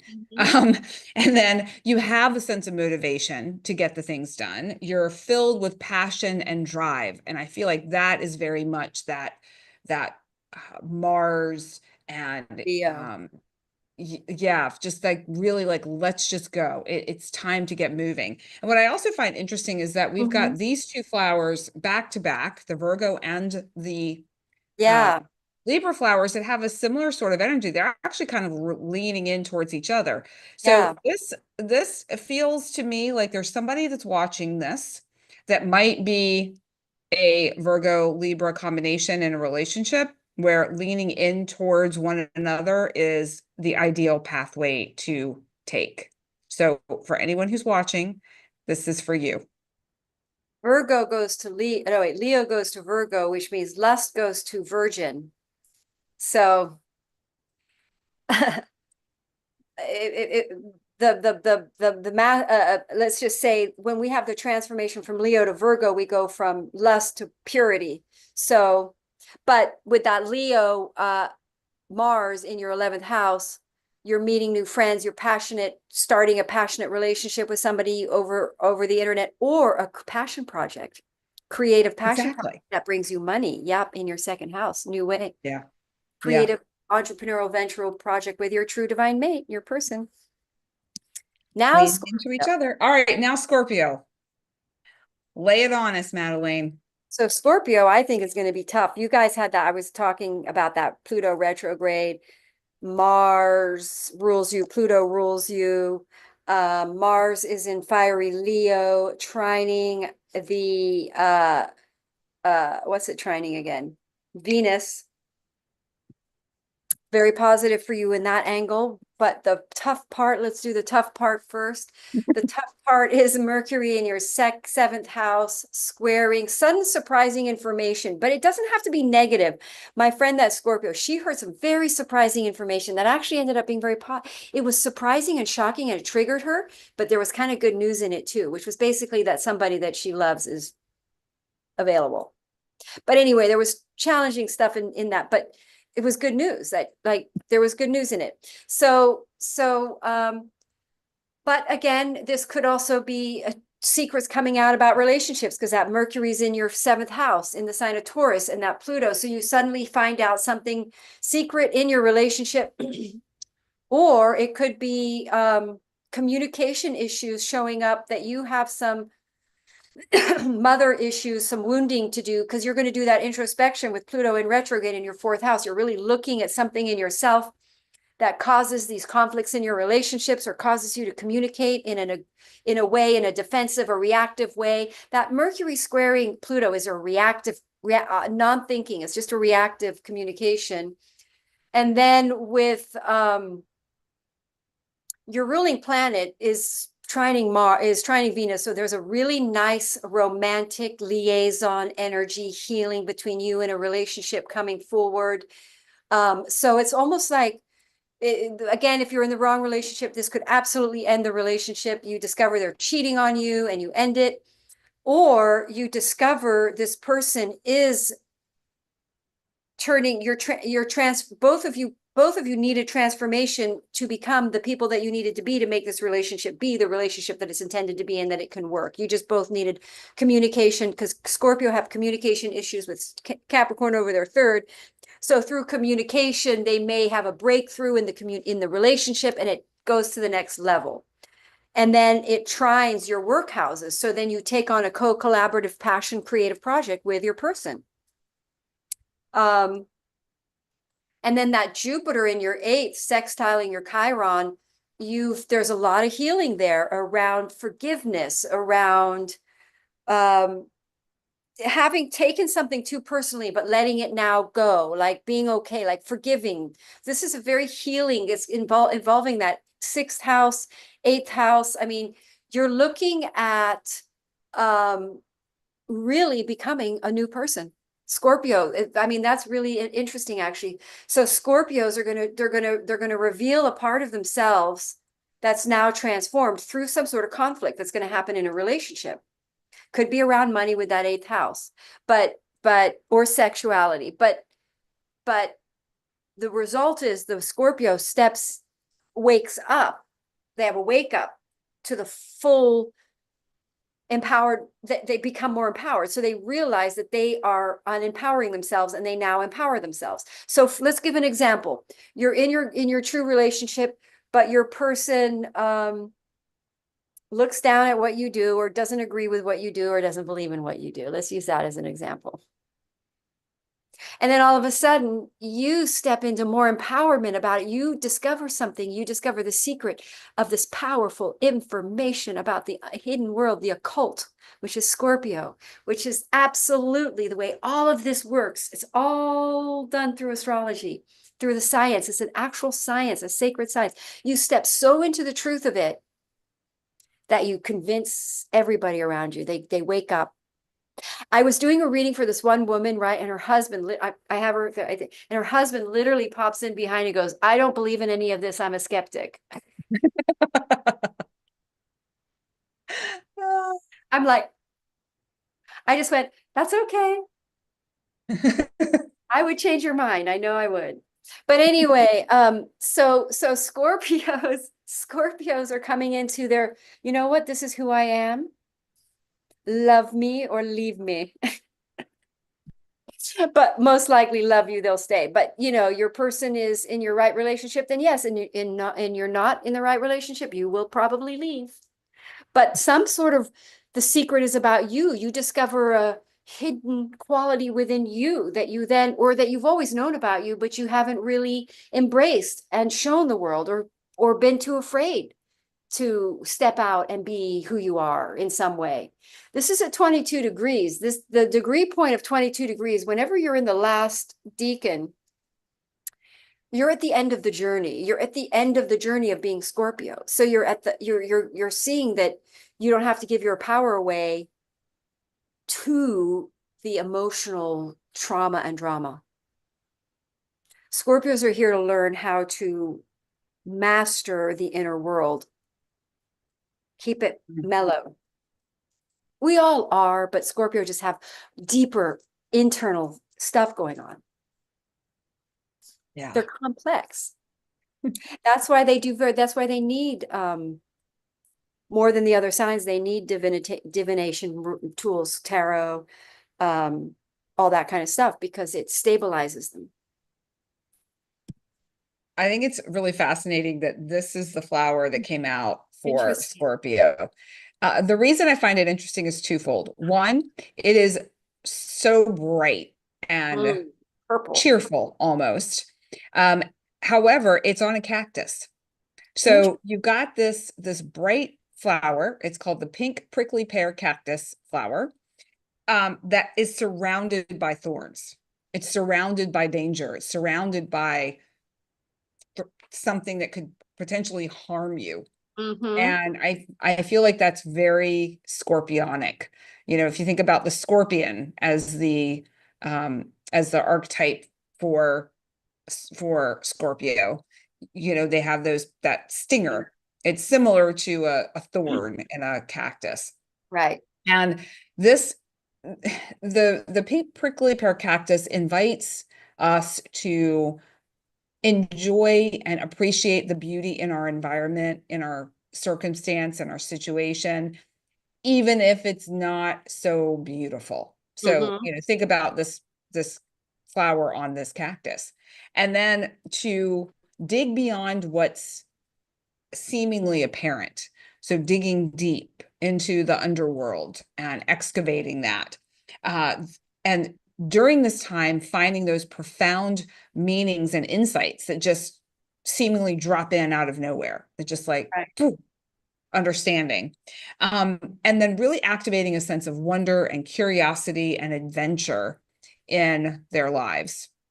I'm a Scorpio, so in my life as well, you know, it almost feels to me like shining more brightly, not being afraid to come out into the light, not being afraid of the thorns of life, as part of that as well. And this flower also somewhat reminds me of a flamenco dancer. I don't know if you know what I'm talking about. So, you know, women in Portugal, for instance, they have these often wear these black dresses with the embroidery on it, and they have flowers in their hair, and they spin around and they dance, and they're so in tune with themselves in that moment. And I feel like that is what Scorpios are being invited and called to do right now. So I really think, well, I just think when I said that, the Scorpios are going to see who they are, and they're going to remember I said, if you're going to be who you are, that really lines up. That chart, that flower was perfect. It really is. Yeah.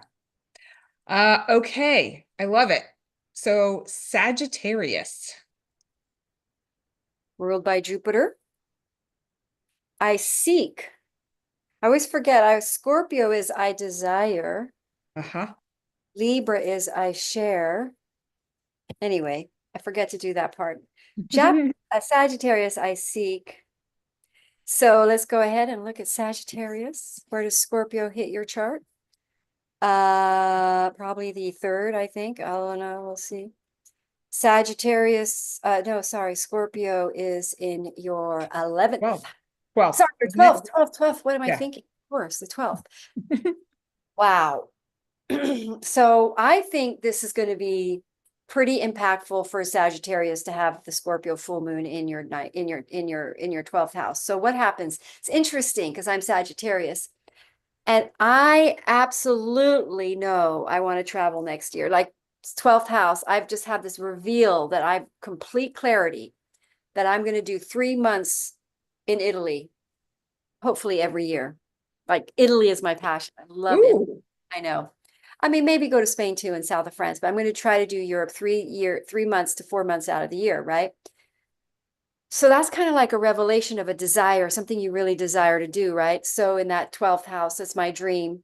So that's one way of looking at it, of that full moon. But also, a karmic pattern is ending. So what else is going on? It goes, if you look at the rest of your chart, there's the full moon could be hitting in your fifth house. So then you realize you don't, if you're like Cancer, then you could be Cancer Sagittarius. You might discover friendship you don't want anymore, or there's some kind of a dynamic in a friendship you don't want to be a part of anymore because it's a routine sort of deal that's going on in your 12th house. It's past life drama that you're playing out with friends. If it's in your seventh house, you have the other planet aspecting your chart. If you're Taurus as well, then you're going to be going through a karmic understanding of a patterning that you have in relationships that you're going to either end or stop your patterning of. But basically with a full moon Scorpio, you're going to reveal some deep, hidden past life recesses, issues that you feel empowered around now and you don't do anymore. You just won't do it anymore. Like for instance, here, let's think of an example. Musician, Sagittarius gets around a bunch of drug people. They say, hey, take some drugs. You go, I don't want this. I'm never doing that. I'm trying to think of an example. Yeah, I'm not doing hardcore drugs, That is hilarious. I mean, not I'm hilarious, but thinking of my musician son going, yeah. getting involved in these groups and stuff like that. But anyway, um, so basically there's some sort of big pattern that you're revealing that you just have power over now. It's a powerful one. You just feel better. You just don't do it anymore. I'm not going to get tempted by that anymore. I'm not going to go around that. And it reveals your strength. You're revealing a power and strength around some issue that triggers you. So let's go look at that. Let's go look at the trigger.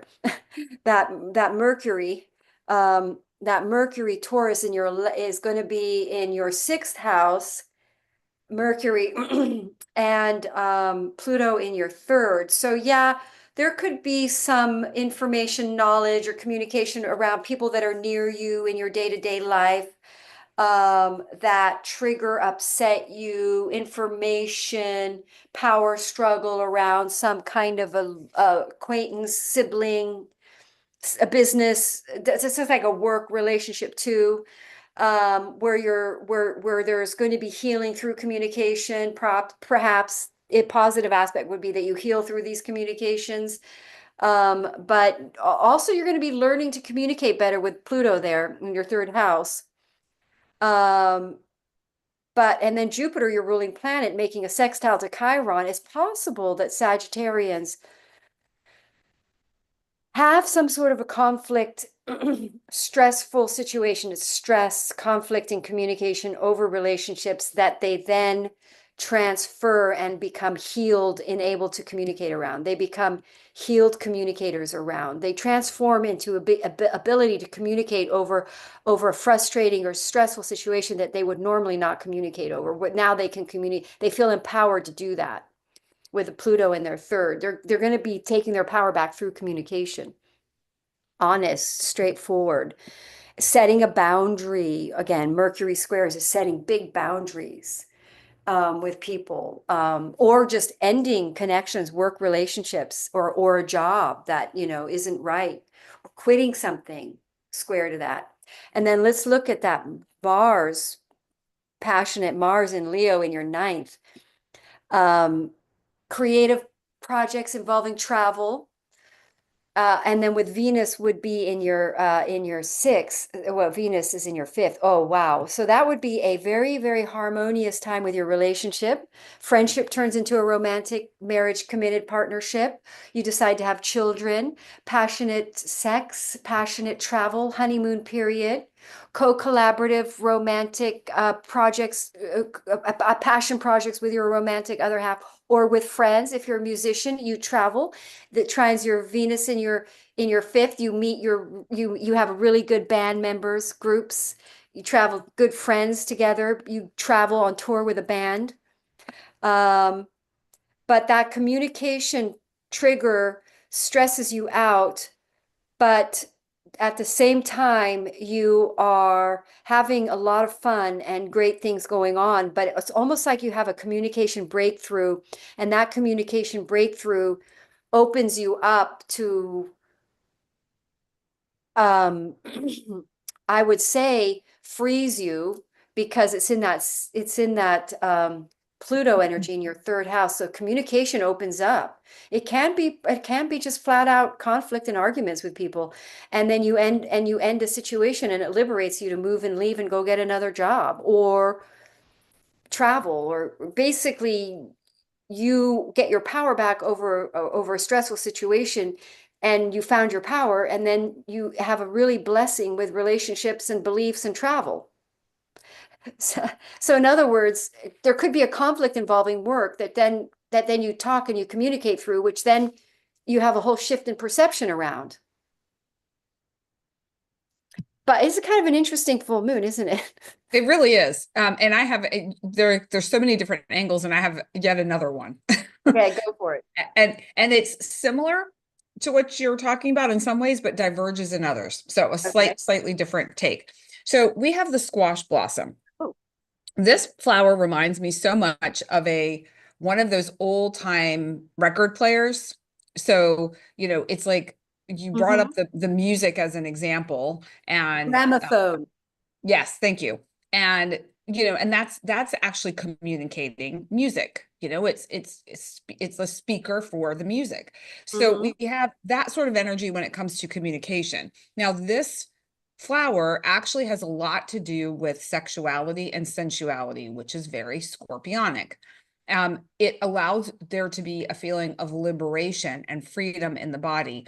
Think about the sixth house where the sun is, the 12th house where the moon is. There is the opportunity for liberation, for completing something, for feeling that sense of wholeness or wellness. Is also an opportunity for birthing new ideas because it's connected to that sexual type of energy. And this also gives the Sagittarians an opportunity for unblocking any area where they have felt creatively blocked, where they can now use their imagination to enhance whatever projects that they are working on. That could be music, that could be art, whatever it might be. But the squash blossom is a really beautiful support for them. I could see them using this as it could also be like listening to whatever messages are coming in. Like imagine those like little things you put in your ear. You can like hear more clearly. You're open to those downloads of information and intuitive hits. So just kind of play with the flower and the energy of it for Yeah, moon that cycle. really does point to that fifth house Venus, Mars trine Venus in the fifth, where like creative passion projects, relationships. I mean, that's a fun energy. Plus, Jupiter is sextiling. Um, what is Jupiter? Sextiling Chiron in the fifth. So Mm-hmm. yeah, this is nice. There's a nice breakthrough here for Yeah. Sagittarius. Yes. Yeah. Exactly. Some sort of Exactly. creative project opens up for them. All right, next is Capricorn. Capricorn. Capricorn rules the kneecap. Did you know that? Kneecap. I did know it had to do with the needs, but I didn't put those two together. So thank you for that. Yeah, if you have a debilitated Saturn, you have problems with your knees. If you have a Interesting. debilitated Jupiter, you have problems with your thighs, your legs, your hips, lower Oh, back. So anyway, nice. Capricorn, let's take a look and see what's going on for you guys. You're going to have a Pluto. Well, the Scorpio is in your 10th house. That's right. Scorpio covers your 10th house. So you're going to have some big, Are you sure? I think it's the 11th. oh yeah. Okay. You could do 11th. Yep. Yep, you're right. 11th. Libra's over their 10th. Okay. Good. All right. So 11th house. Okay. Well, some hidden information comes out about groups of friends or people you affiliate with or on social media or network, that hidden truth comes out. I'm thinking that perhaps a relationship for Capricorn comes through over the internet. They discover who their true person is through some sort of internet, online, social media interaction, if you're not in a relationship. Um, if you are, then some sort of hidden knowledge or information comes out about the social media network stuff that either makes you like it or not like it, but it's transformative. So wherever you are, some kind of information comes in from the public arena of the world that transforms you, that changes you, that makes you see something different. It's a surprise, it's a shock. Um, now, um, yeah, that's in the 11th. So then we're going to go to their 5th with Taurus there and the Uranian there. So yeah, it could come through a friends group or acquaintances, people that you know, some surprising information. Now, it doesn't necessarily have to be negative. It can be actually quite positive and liberating financially. You could get good news about a job or some sort of opportunity that comes in here with that 11th house through word of mouth. Your word of mouth, you become known or seen. A full moon in the 11th house can make you very publicly famous. You can become seen, known, get more recognition. But a negative would be you suddenly decide you don't want this social media platform anymore, and all of a sudden it's accidentally you post something and it gets deleted. That's what happened to me. I actually posted a Capricorn goat. That's why I use AI now, because you can't do content, what do you call it?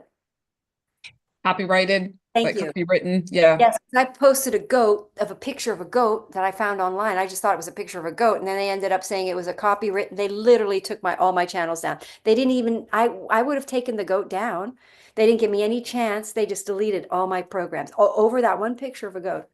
Wow. Yep, I lost my Facebook, 2 Facebook pages, and 2 Instagram feeds. That is crazy. I didn't realize that that's what Yep. did it. Yep, just because I did online, I went, show me a goat. And I did a goat, and then I posted it on my Instagram, and I wrote a little article. But I just didn't occur to me that that it was copyright. Didn't even think about it.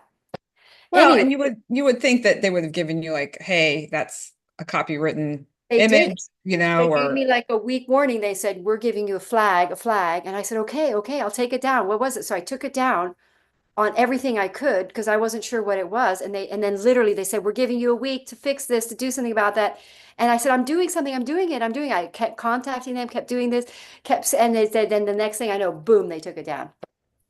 wow. I did everything they said. They wouldn't, I don't know who to talk to. It was that kind of a thing. Yeah.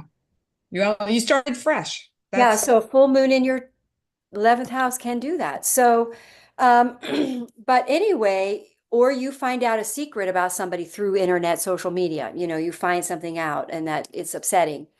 But now with that Mercury in your 5th house, so yeah, there's information coming in that reveals to you about a friendship that you end up ending that friendship, or you don't like that person anymore, or you find out a truth about a friend that they have feelings for you that triggers you, and then you decide that you both have feelings for each other. So, it's not necessarily a negative on this one for Capricorn for some reason, or they find out a truth about something on the internet that they discover there's a way they can make money because it squares their Pluto in their 2nd house, so it ends their fears about finances. Or they get triggered about information about finances, and then they say, well, we better get moving. I better get motivated with that Mars in your 8th. I better really work hard with my true love. We better do something financially together. We better get our act together and take on a project, a passion project. But then with that Venus in the 4th house, you could get money loan to fix up a property, um, which you might sell and make more money on. But basically, there's a creative passion project going from Mars to the 8th to the 4th. Um,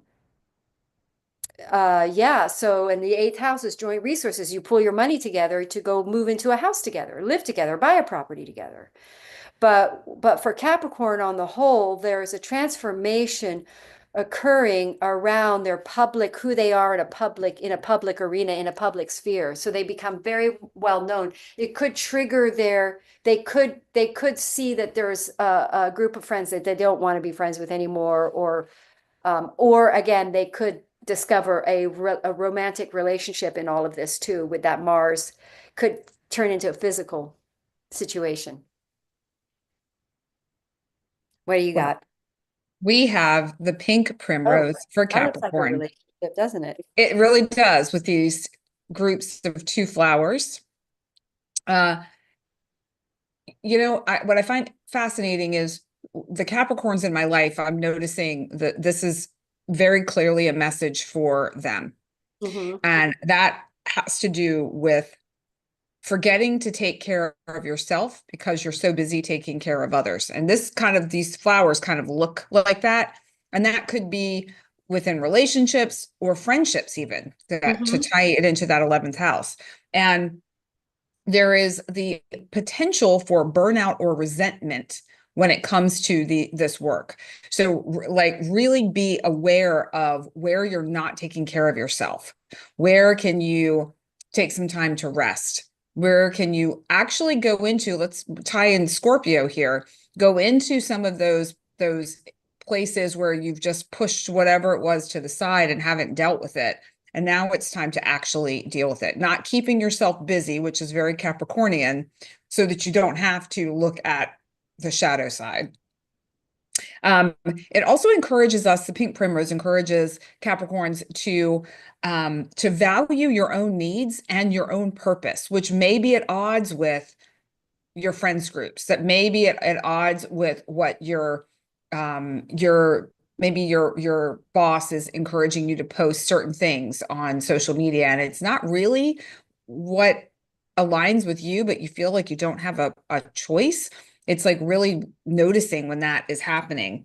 And then the other part of it that really jumps out at me for this too is when it comes to your relationships, regardless of what type that they are, that you have got to be aware of what you need, and then be able to speak to those needs in a way that feels really empowering and impactful for your purpose. And Capricorns usually know what their purpose is.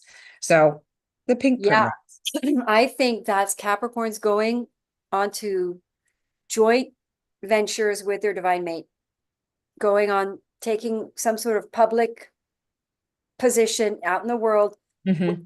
with their person. It's so pretty. We're headed on that one.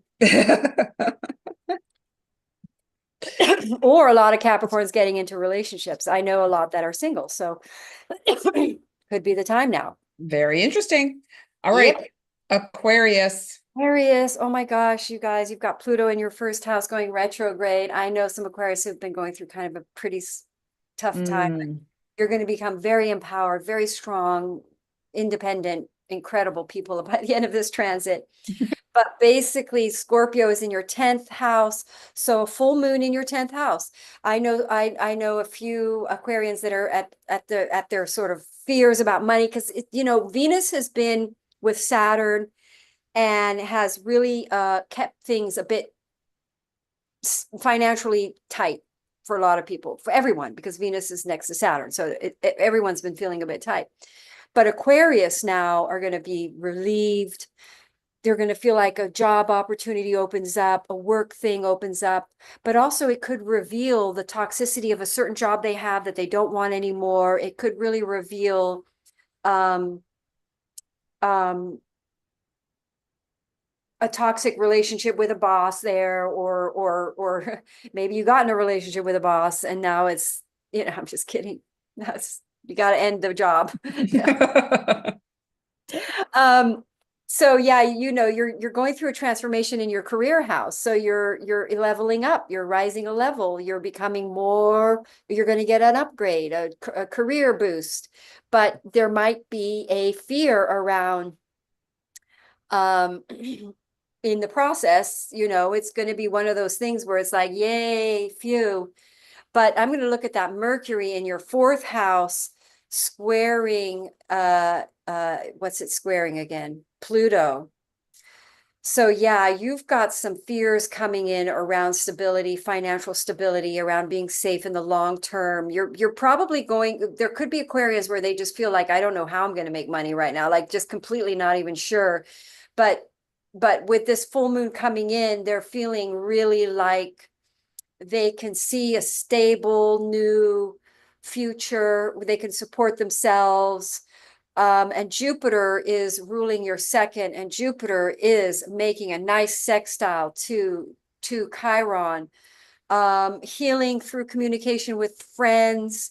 And then with that Venus, oh, you've got Mars in your seventh. So some sort of hot and heavy relationship comes in, and communication, dating, intimacy, passion.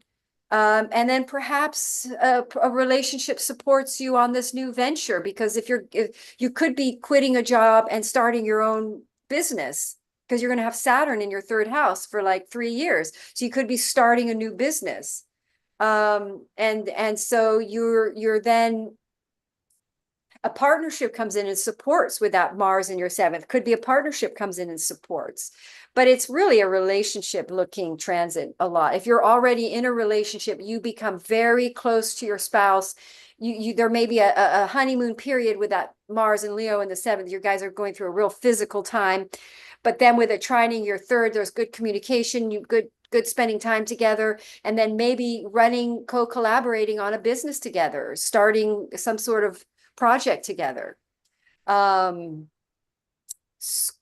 else could we look at there? The opposition in your fourth, you may move, of course, with that full moon opposing your fourth sun there with Uranus, sudden shift in your career, suddenly shock, change, you have to move. That could happen. Let me look at something else. Chiron and Jupiter we looked at in your fifth. Mars there. I think that's kind of pretty much it. I think we have another relationshipy type of flower. We have the hollyhock for Aquarians. And we've got you were talking about the relationship stuff, and this is another relationship-oriented flower. So there could be, for some Aquarians, some I bet you I relation. did do the card. Oh, dang, maybe I not. found it on the other pile. Oh, shoot. Okay. All right. Go ahead. So basically, relationship challenges that may leave you feeling powerless. So if you're in that situation right now, have awareness around that and know that that is transforming. How is it transforming? By you softening into yourself. This is not like defaulting to where you might be more more aggressive. Think about Aquarians. You guys are here to usher in a whole new way of being. So it starts first with you. There's a potential for transforming through softness. It enhances your confidence in yourself as well. And it magnifies trust and unconditional love. You are here again to be of service. So remember that when you're in service and you're caring for others, you are actually in tune with what you're meant to be doing here. So if you're not in a relationship that is giving you an opportunity to lean more into that soft service side, it might be a relationship to reevaluate, because all of this is leading you down a career path. If any of our relationships at home or things at home aren't stable, that can have an impact everywhere else. So all of this, even though it may seem like it's not connected, is very much connected.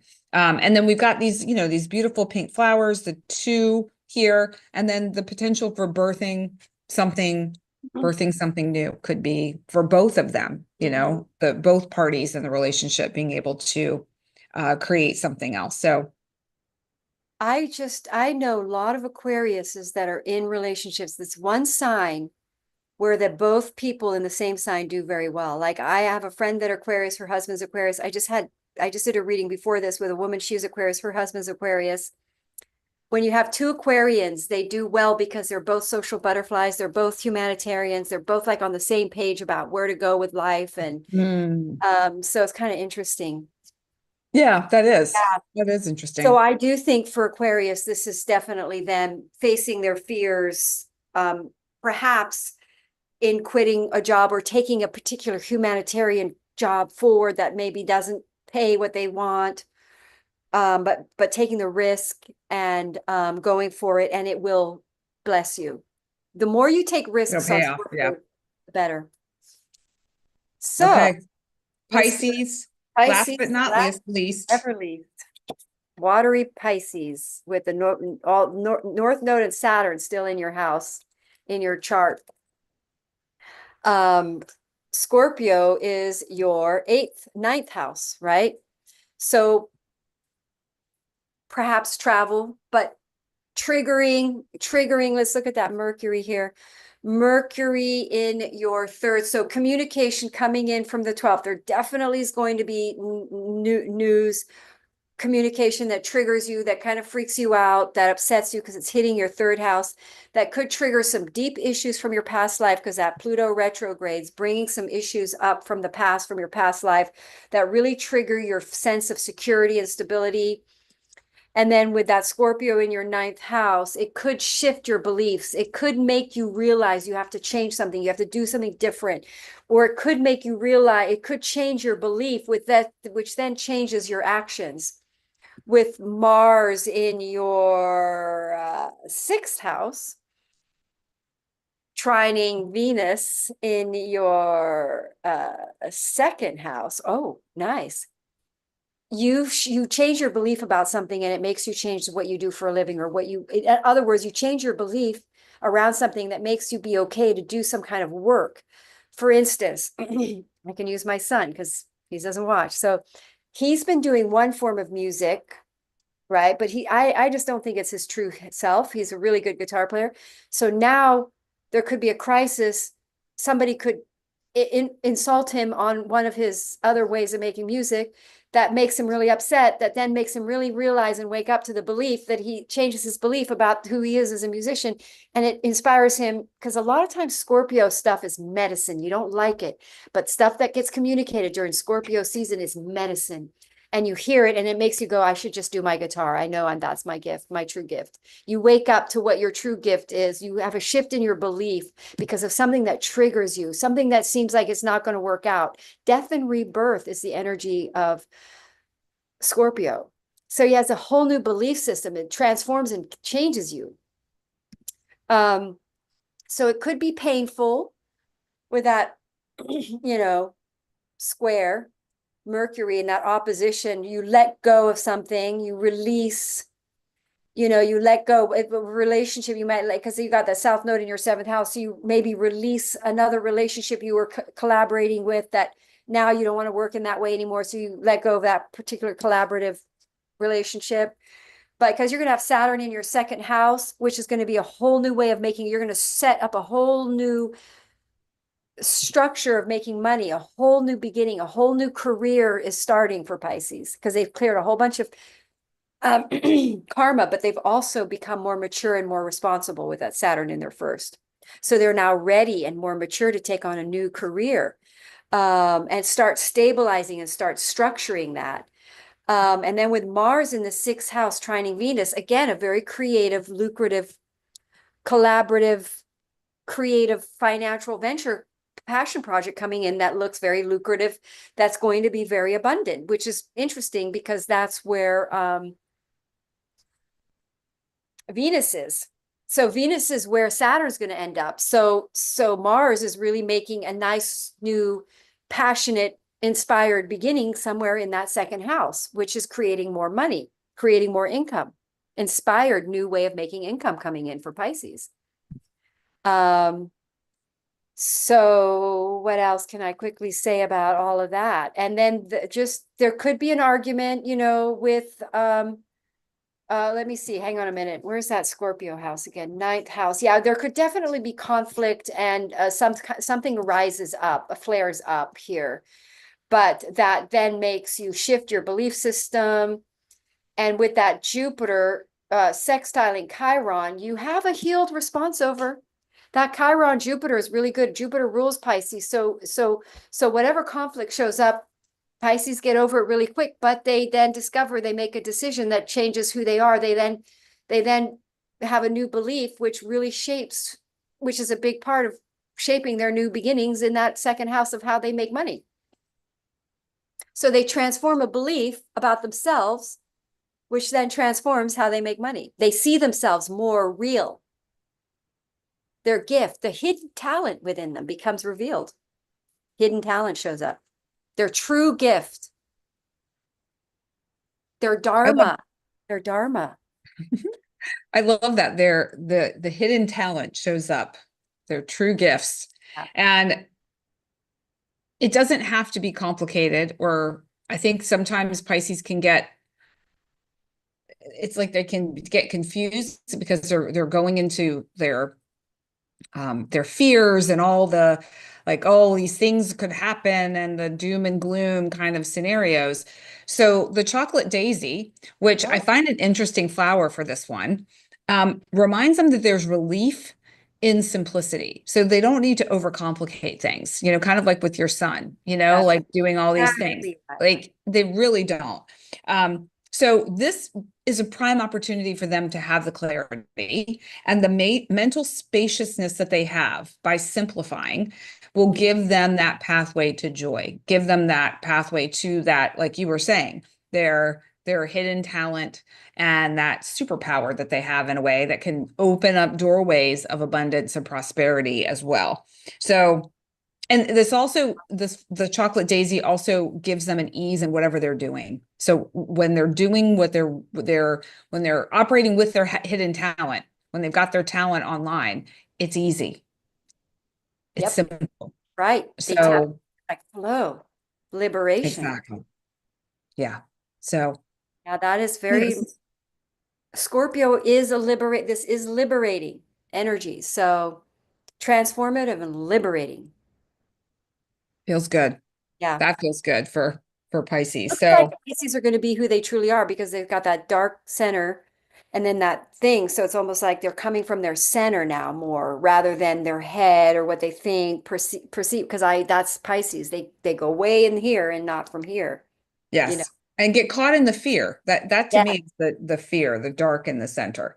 And that's not the truth of what's actually happening. Yes. So yeah, big one. We went long today, but it needed to Good. be Wow. done. It needed to be done. There was lots to share, and um, we're all going to make it through. Like Yep. Madelaine said, I'm holding on to her words. It'll be a little bit painful, but quick.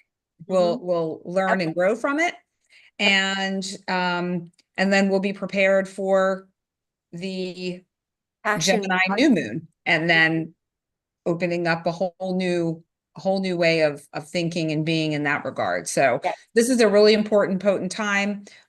Remember that Pluto retrograde energy is going to be with us for a little while. So we're in the portal of transformation is just now opening. So be prepared as Yep. best you can Yep. with This the is flow. it is basically a full moon that brings us out of the dark, brings us more enlightenment and more empowerment through enlightenment. That then liberates you because it's a moksha, which means it liberates you so that the pain transforms to power, which then transforms to liberation. Yes. And so it is. And so shall it be.